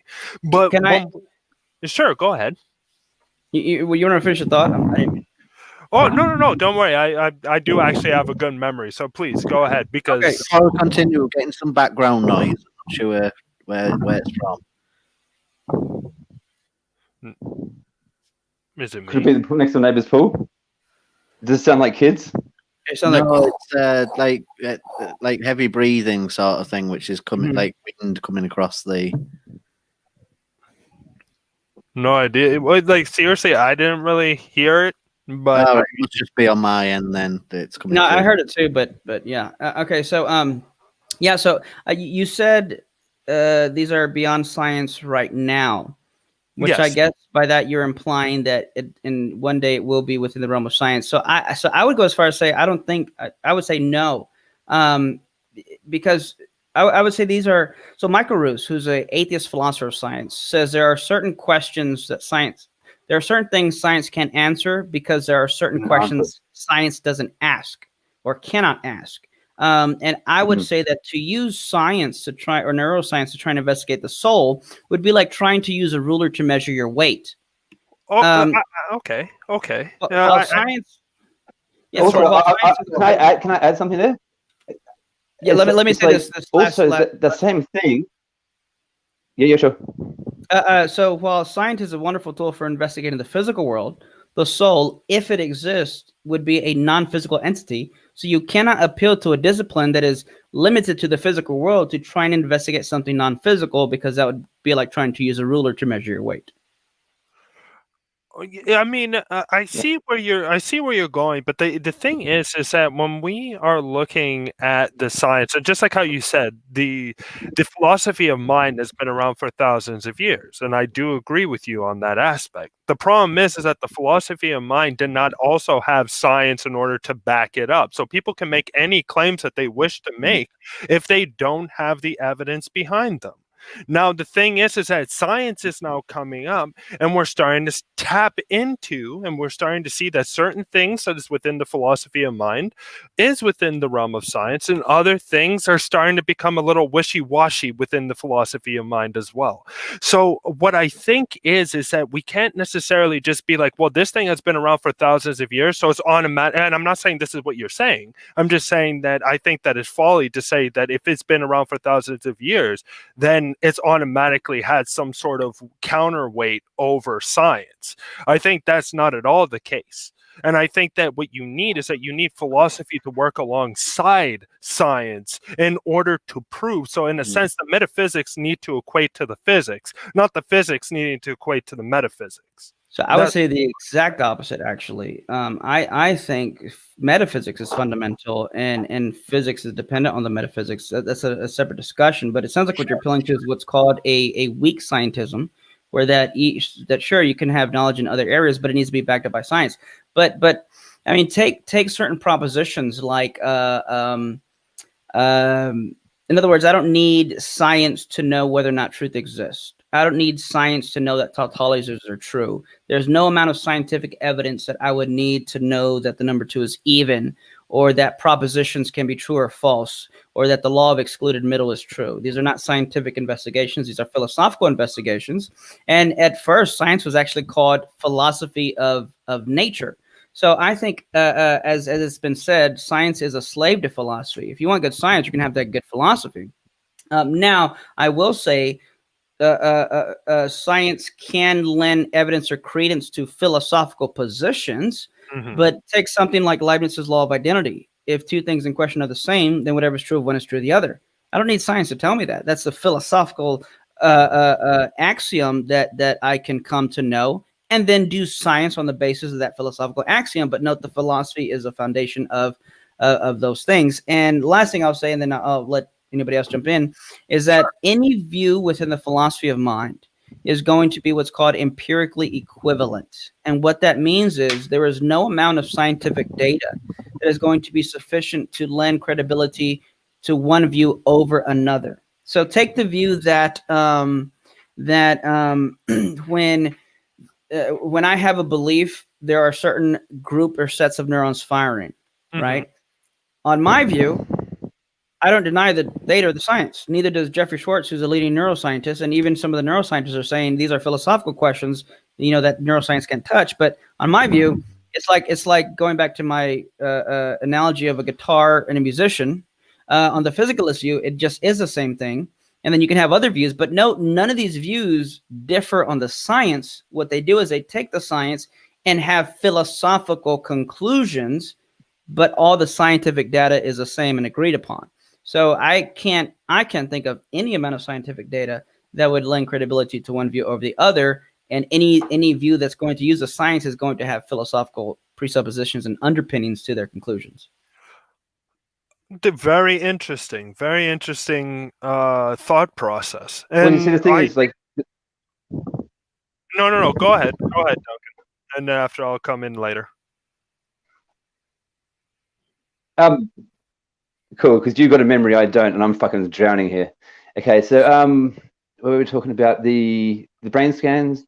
That was something we were saying, talking about how you're saying we can't get the information on the soul, and that's a fairly good point because the ruler is not being the right thing. Yep, that led me to then think, oh, but hang on, not just like do we not have the right ruler, but we don't. I don't know if we want. There's sometimes when it comes to the mind, like as I said, I've sent some MRI scans to show how you can sort of see how people are reacting and feeling to certain things, right? What part of their brains are firing up. If you know if they're in this part of the brain, that they're in that sort of sphere of thought, and if they're in this part, that it's a different sort of thing. So we know how that sort of stuff sort of works, but we can't get the precise image. And I tell you what, do we even want that? Because that means that they have technology out there to read our mind.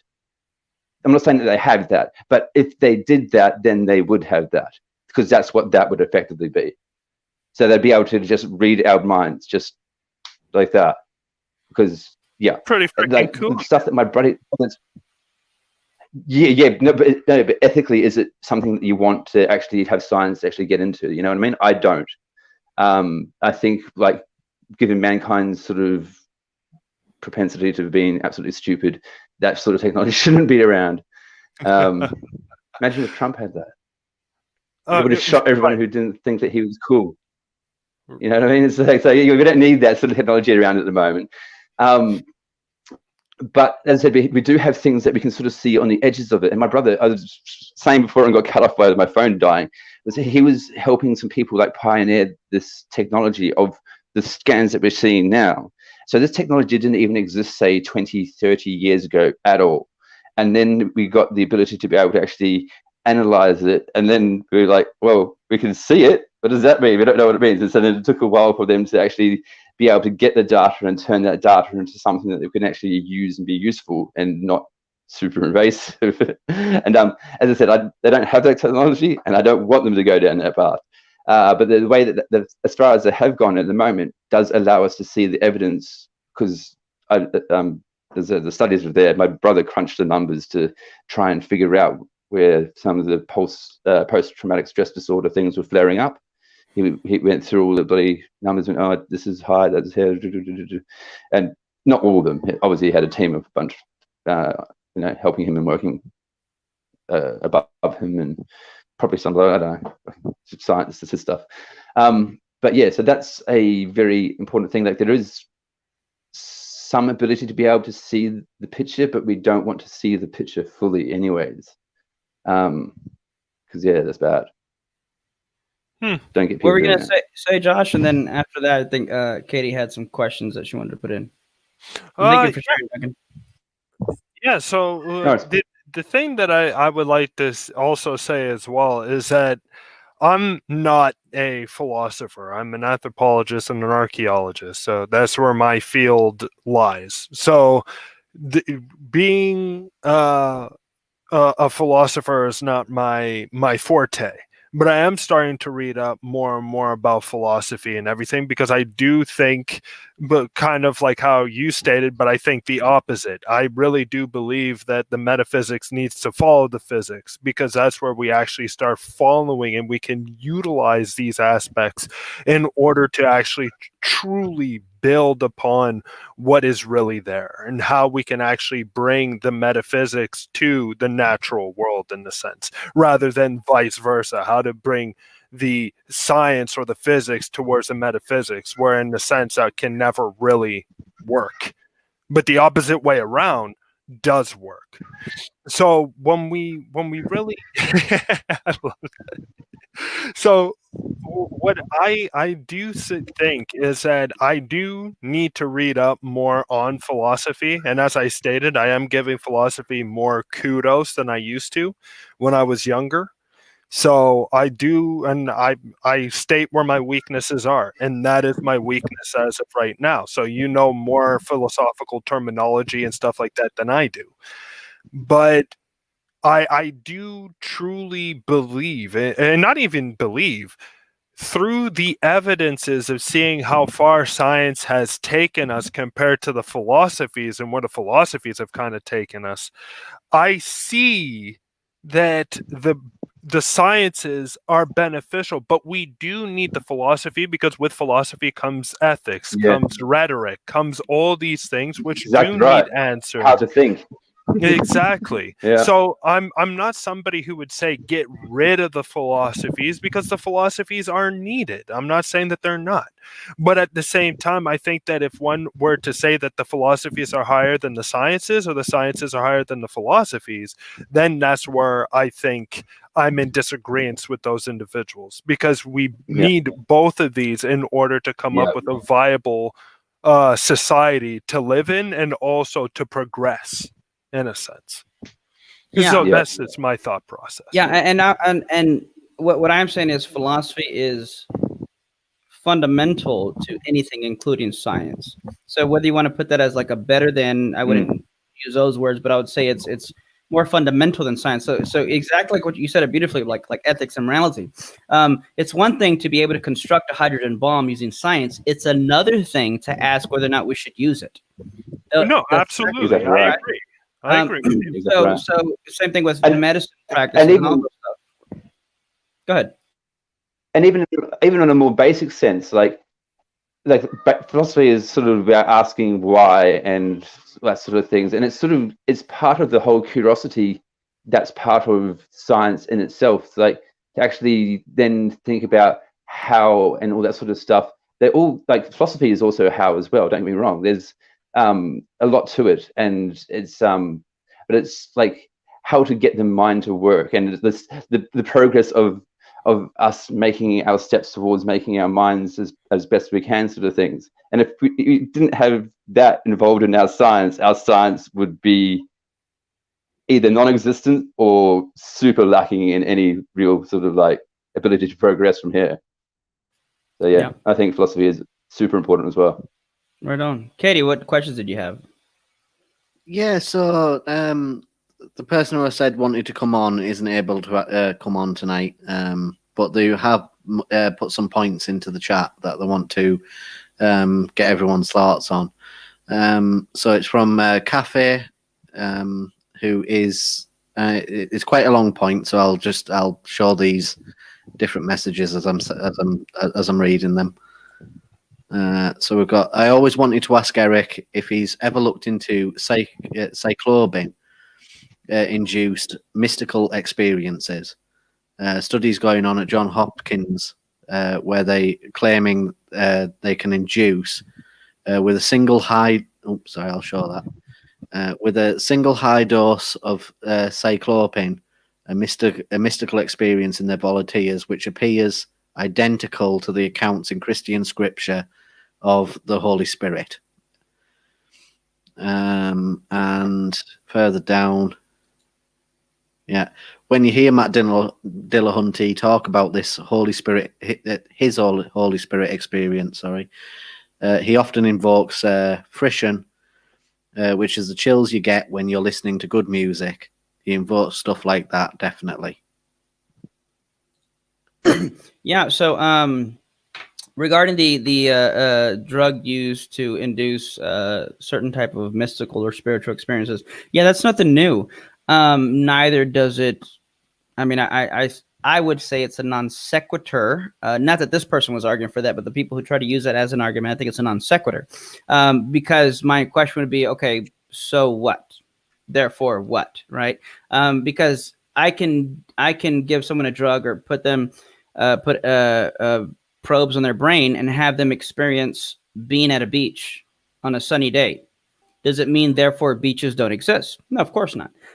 There's also a difference between so qualia is the what it is like to be in a certain mental state, and I think there's a difference between having the mental state and knowing that this is coming from somewhere versus having an experience or mental state knowing it's induced by someone else. In fact, in some of these studies where there's been studies where they tell a person, okay, think about cats, and they think about cats, and they say, okay, tell me what's the next thought that comes to your head, and they say, I just had a thought about dogs.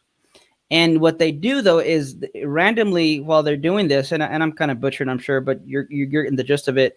They'll randomly do something to induce a certain simulation or experience or thought in their mind, and they tell the patients, tell me every time whether you can identify whether this was whether we did this or you thought of this on your own. And they're sitting there and they're like, what are you thinking of now? Cats. What are you thinking of now? Dogs. But wait a minute, you did that. So there's a difference between like having a genuine experience, if I can say that. And I know there's some assumption there, but versus having someone induce an experience. But anyways, those don't show anything. All they show is that we can induce similar feelings or emotions tied to an experience. So when I see my wife, I love her, and I can have certain endorphins going off in my brain, right? But I can also have someone put endorphins in my brain. But there is a different qualitative state to what's going on there, and neither one of those and that wouldn't show that, therefore, I don't love my wife or something like that. I mean, I get that. That sounds fairly straightforward. I mean, if I had something like that happen to my brain, there might be a chance that my brain might go, hang on, where were the other critical steps to get me to this point? And then go, well, that's not the same love. I don't know. Like, if asked to analyze it, it may just be like a fleeting, more of an impulse. What was that? What's that word? There's a fleeting attraction sort of things. But might be more of that than like a fully ingrained one, especially because, as I was saying before, about how we work the pathways and everything like that. And so, like, love for my wife is ingrained quite deeply in me, whereas the ones that they put the random endorphins in there would just be the first time it might be going down that thread. Who knows? So that's a very good. But yeah, no, it's like some of the things that you're raising are excellent questions, and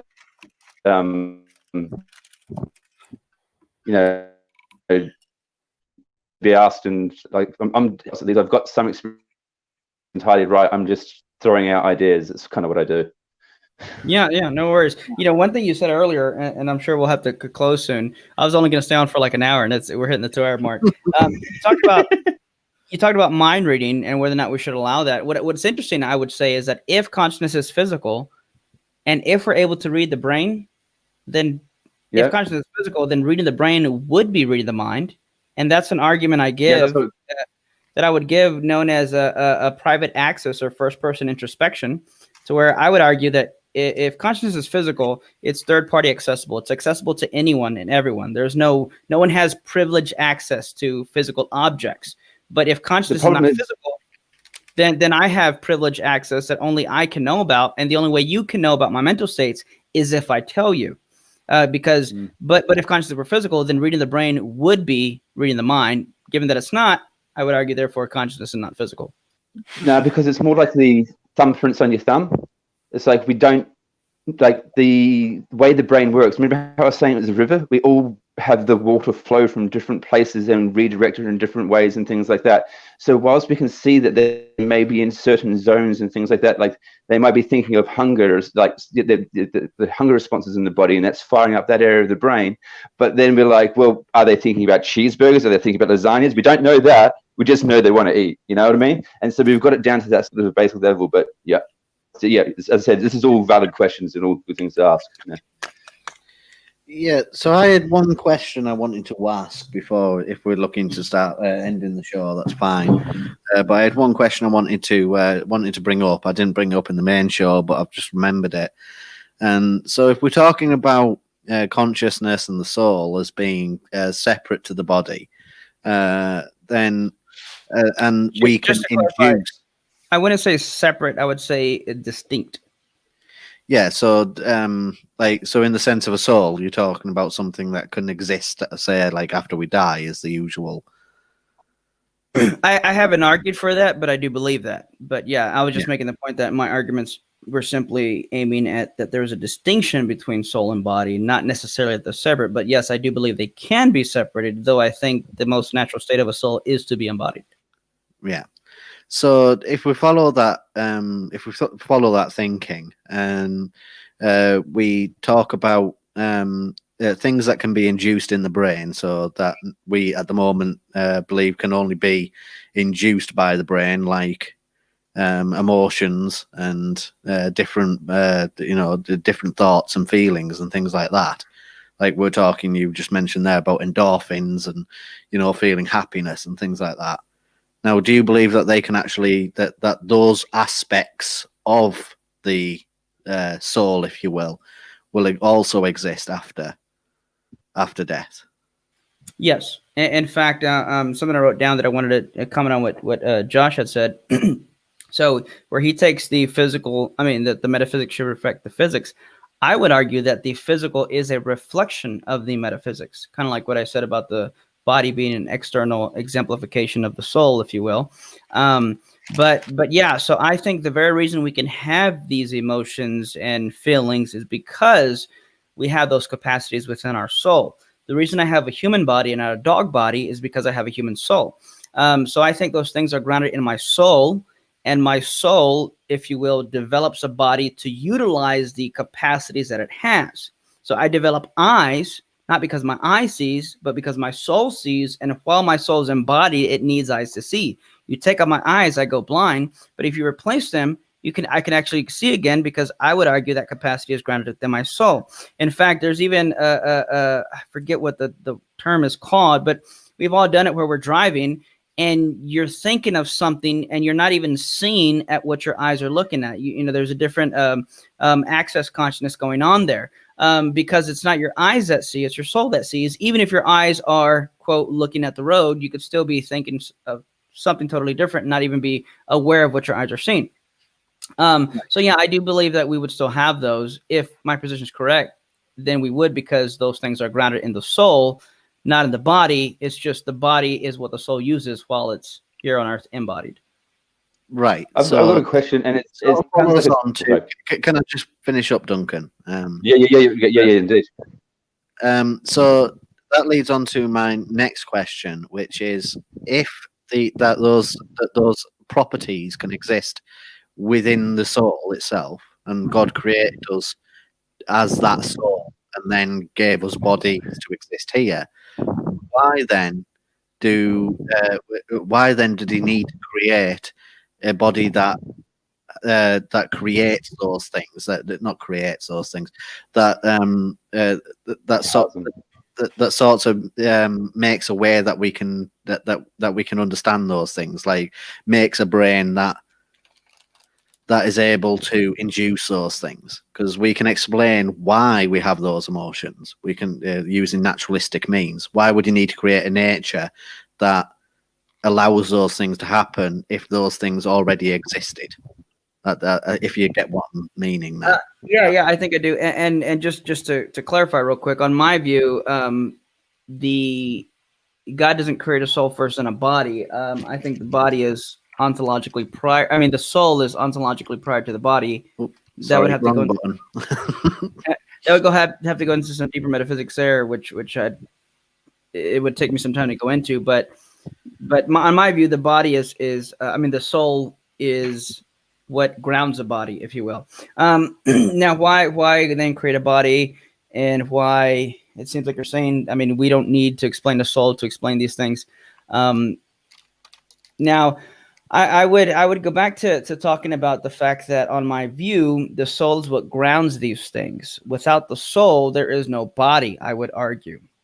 Without the soul, there are no capacities. Imagine, if you will, that I don't know much about computers, but pretend I was like a computer engineer or something, and I developed this really awesome system that was able to produce like 10K. I don't even know what they have these days, but let's say 10K at a certain processing speed and all this other stuff. And in order to utilize these capacities of this hardware that I've made, I would need a screen that can have and support 10K resolution. I would need certain wires and a battery that can support this type of processing system, et cetera, et cetera. In other words, while I have these things that I made for the computer, I still need something to utilize those capacities. Now, if I looked at a 10K screen, I can say, oh, look, we can explain why we see 10K, because this screen has the resolution to support 10K. But note, we're talking about supporting 10K, not producing 10K. That comes from the processor that I developed and made myself. So I think the body, in that sense, is an external realization of what the soul is. And God made the soul to be embodied.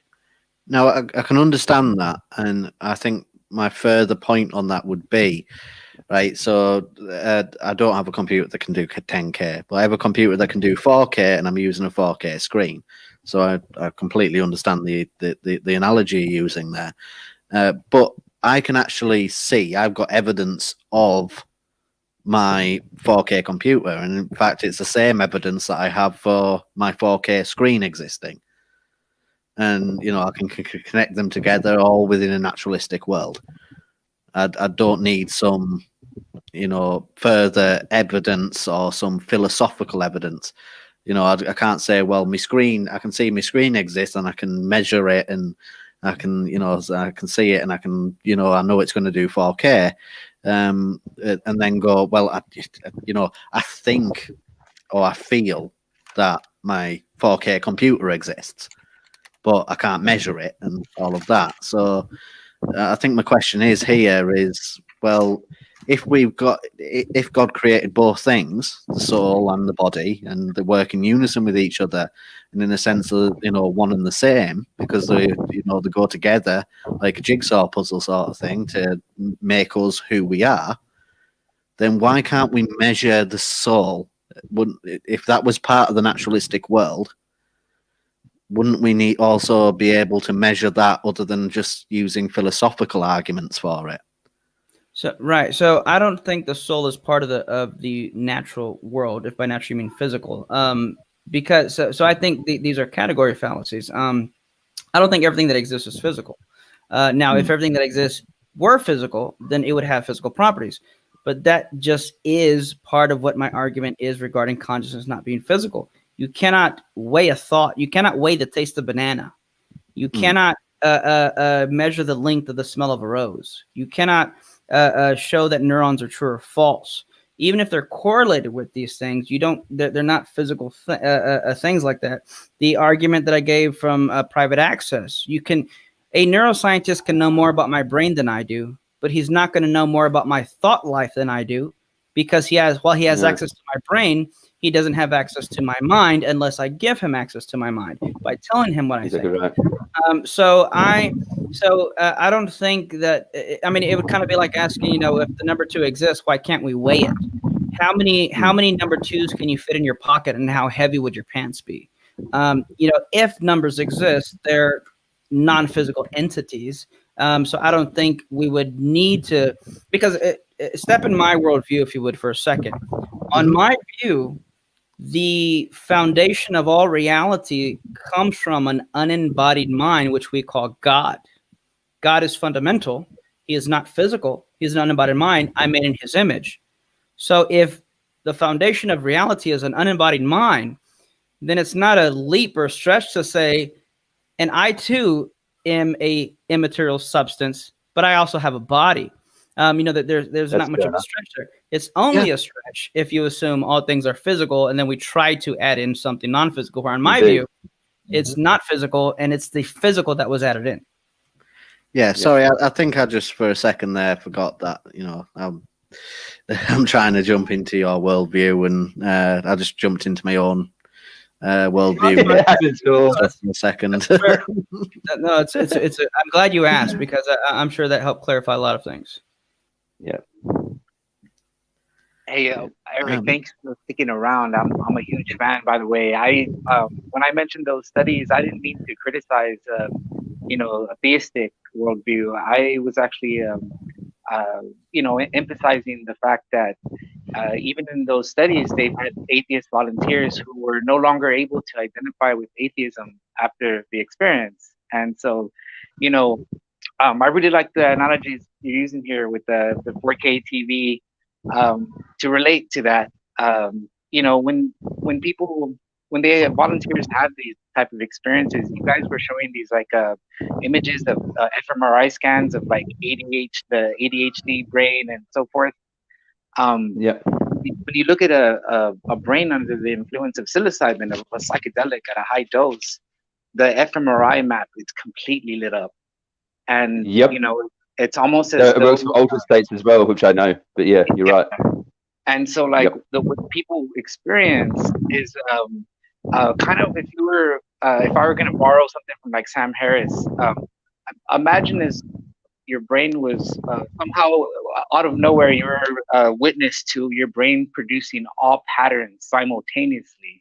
Like right now, we have a certain array of patterns that keeps us talking and looking at the screen. It keeps almost when you watch a TV, like the 4K TV, for example, you have an array of patterns that, that's the show on the TV, whether it's The Mandalorian or whatever you're watching. But imagine if the screen decided to just show all patterns simultaneously. Of course, it would look like nonsense on the screen, but this is kind of what people describe inside these experiences. If you had an experience in your consciousness where all patterns in a way are happening simultaneously, you would have this sense of, people often describe transcending time and space. They describe, I don't know if you've ever heard the term non-dualism in Eastern philosophy, where there's this collapse of the subject-object dichotomy. there's no material body to identify with something that's out there, because all patterns are, contained. They're happening at once. They're unified, and your consciousness is completely transformed into that sense, or into that mode. And people, when you talk about being made in the image of God, often there is theologians in history that have claimed these direct experiences of the Holy Spirit or the beatific vision, and they describe being at one. Or I'm pretty sure you've heard John 10:30, where Christ says, "I and the Father are one." Or Meister Eckhart also speaks of being that. He says naive people imagine as though God stood here and God stood over there and they here. He says no such thing occurs. God and I, we are one in knowledge. And they spoke of these experiences of having a unity or a mysticism, a union with the divine. And even if we go back into like Greek philosophy, Plato called it the good, Plotinus called it the one, and they claimed it by kenosis, by what seems like a direct mystical experience of it. And so yeah, I mean, I wasn't trying to detract theism at all. I'm actually, I just wanted to chime in. I was a huge fan. I wanted to correct. I know you were trying to say psilocybin earlier. And you had a funny pronunciation, but yeah, I also wanted to come in and correct that. They're using a single pill at Johns Hopkins. Psilocybin. They don't make people chew up mushrooms, but they give them a single pill that's the equivalent of what Terence McKenna called a heroic dose. It's a high dose, and they give it to their volunteers, and they're pretty much on the couch for the rest of the experience, and it's about 6 hours, and then it's over. And they start in the morning. Usually, the professionals, the researchers are done by the evening. They get to go home, have their dinner, and they're actually recruiting volunteers right now. I'll link the website after the video in the comment section. But yeah, I mean, that's all, man. I know you said you were only going to do an hour. I really appreciate you staying and sticking along, man. I love all your content, man. I've been watching all the way through. Appreciate it. Hey, thank you so much. Yeah, and I understood that you weren't critiquing it. I was just kind of using that as a springboard to talk about people who do use it to critique it. And I was going to ask, after you're talking about all those experiences that they were doing with that drug, I was going to ask, are they accepting applications? That sounds really interesting. And you said they were. Right now, they are, but they're recruiting people because they're trying to legalize it. So they want to prove that it could cure depression, that it could help anxiety, PTSD, things like that, anorexia. They're having their study on alcoholics right now. If you're an alcoholic and you want to quit drinking, sign up. They're claiming they can cure your alcoholism with one high dose. That is actually very true. I've heard Jordan Peterson talk about that, where people who were addicted to smoking or something like that, they give them this drug that gives them this mystical, spiritual experience, and after that, it completely changes their life. So it's quite interesting. Or even they even have terminally ill cancer patients where cool. they have like avenues. That'd be cool. I'd love to go along with that. Oh, I was just wanting to mention the cancer patients. They have such a fear of death. They have so much anxiety that they can't even have dinner with their family because they have death constantly on their mind. And so when they have this experience, they completely lose their fear of death. And they get to enjoy the rest of their life in content, and Michael Pollan tried to. He's a famous. He's also trying to advocate this, and he got clarified. They said he said he tried to say in the New Yorker Times one of the studies. He said it diminished her fear of death. And so the New Yorker fact checkers, they went back to her and they said, "Is this true?" And she said, "No, he got it wrong. It completely, my fear of death completely vanished. It was eradicated completely. So they're completely losing their fear of death." And I think it's, even the mystics describe this, that they don't identify with their material body. And like you said, they see themselves, because they have this transcendent experience, they see themselves beyond that, as the collection of, you could say, all patterns in nature. They see themselves as a unity with it, And so, that's why they have the utmost respect and moral probity towards it, and love and compassion for everyone and all things, and even material. They even have respect for like matter itself. Well, I can completely understand the power of certain drugs and things like that. I mean, when I first left Jehovah's Witnesses, I've been sexually abused and within the church, and being completely fucked over by the elders, the religious leaders of the faith, and everything. And I was in a really tough place in my life. I actually started taking Salvia divinorum, quite a high dose of Salvia divinorum. To go on the vision quests that the Native Americans and that had been talking about, and I found that it completely it's a rather strong hallucinogenic psychedelic. So but when you go through one of those vision quests, it allows you to sort of access other parts of your mind that usually are considered to be subconscious in a sense, and you can overcome certain problems that you're having in your conscious self. So for me it was how to get over the abuse I'd suffered, how to throw off the dogmatic views of the Jehovah's Witness faith, and it actually helped me get closer to what I truly believed, which was the evidence and atheism. So I can understand how how a drug can do very powerful things in the mind. No, I absolutely agree that it can cause someone to psychoanalyze themselves very deeply, and people do recall traumatic things that they some people even claim they forgot. And I think that's why it has such efficacy with helping people with PTSD and anxiety and so forth. I definitely agree in that sense. But I would say in the studies, I mean, a lot of the majority of people that have what they call the complete mystical experience, and they define it. They have a refined definition that they've used that was originally laid down by William James, who first used this term mystical experience, and it's been refined since over decades of studies. And I think even the famous, they're familiar with Alex Gray, the famous Tool painter. He painted albums for Tool and Nirvana, and he was starting out as an atheist, and he had an experience with LSD, and he with this a girl that he knew when he was in college, and that ended up being his wife. He ended up marrying her.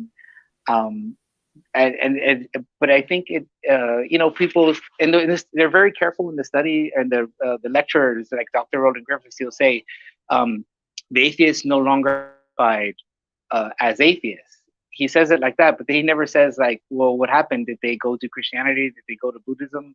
I think it completely alters the way people see religion. Like Alex Gray ended up becoming, I guess, more of a perennialist. I don't know if you're familiar, or if you ever heard of the term perennial philosophy, Eric. But it's a term. It's a view on the major religions where it sees the core of these mystical experiences expressed in various ways throughout all the major religions, where the beatific vision or the Holy Spirit of Christianity is synonymous with the nirvana of Buddhism, or the samadhi of Hinduism, or the Wu Wei of Taoism, Fana in Islam, and so forth. That's it. People often come back with a very a different perspective, or a new perspective on these things. And what I would say is like more panentheistic, since we were talking about, I don't know if Eric, if you're familiar with this term, the ground of being that Paul Tillich used. He spoke of God. He said we shouldn't think of God as this anthropomorphic entity, but as rather more accurately as the ground of being, and that encompasses all. And so I think even that's how they're defining it in the research. When you hear these professionals speak, they'll say they define these mystical experiences in accordance with the perennial philosophy. And that's all I had, man. I know, Eric, man, it's late, and I don't know if you're trying to get off, but I'll put some links in the comment section. And I really appreciate it'll be interesting. Thank you. Yeah, thanks for sharing. I appreciate that. Right, I'm going to shut the stream down now. So I'll shut the stream down now. I'll leave the room open. I'm still going to be in here, but because I think we need to let Eric get going. You said you were only going to be on for an hour, and thank you so much for staying on for longer. Okay, well, thank you everybody, and good night.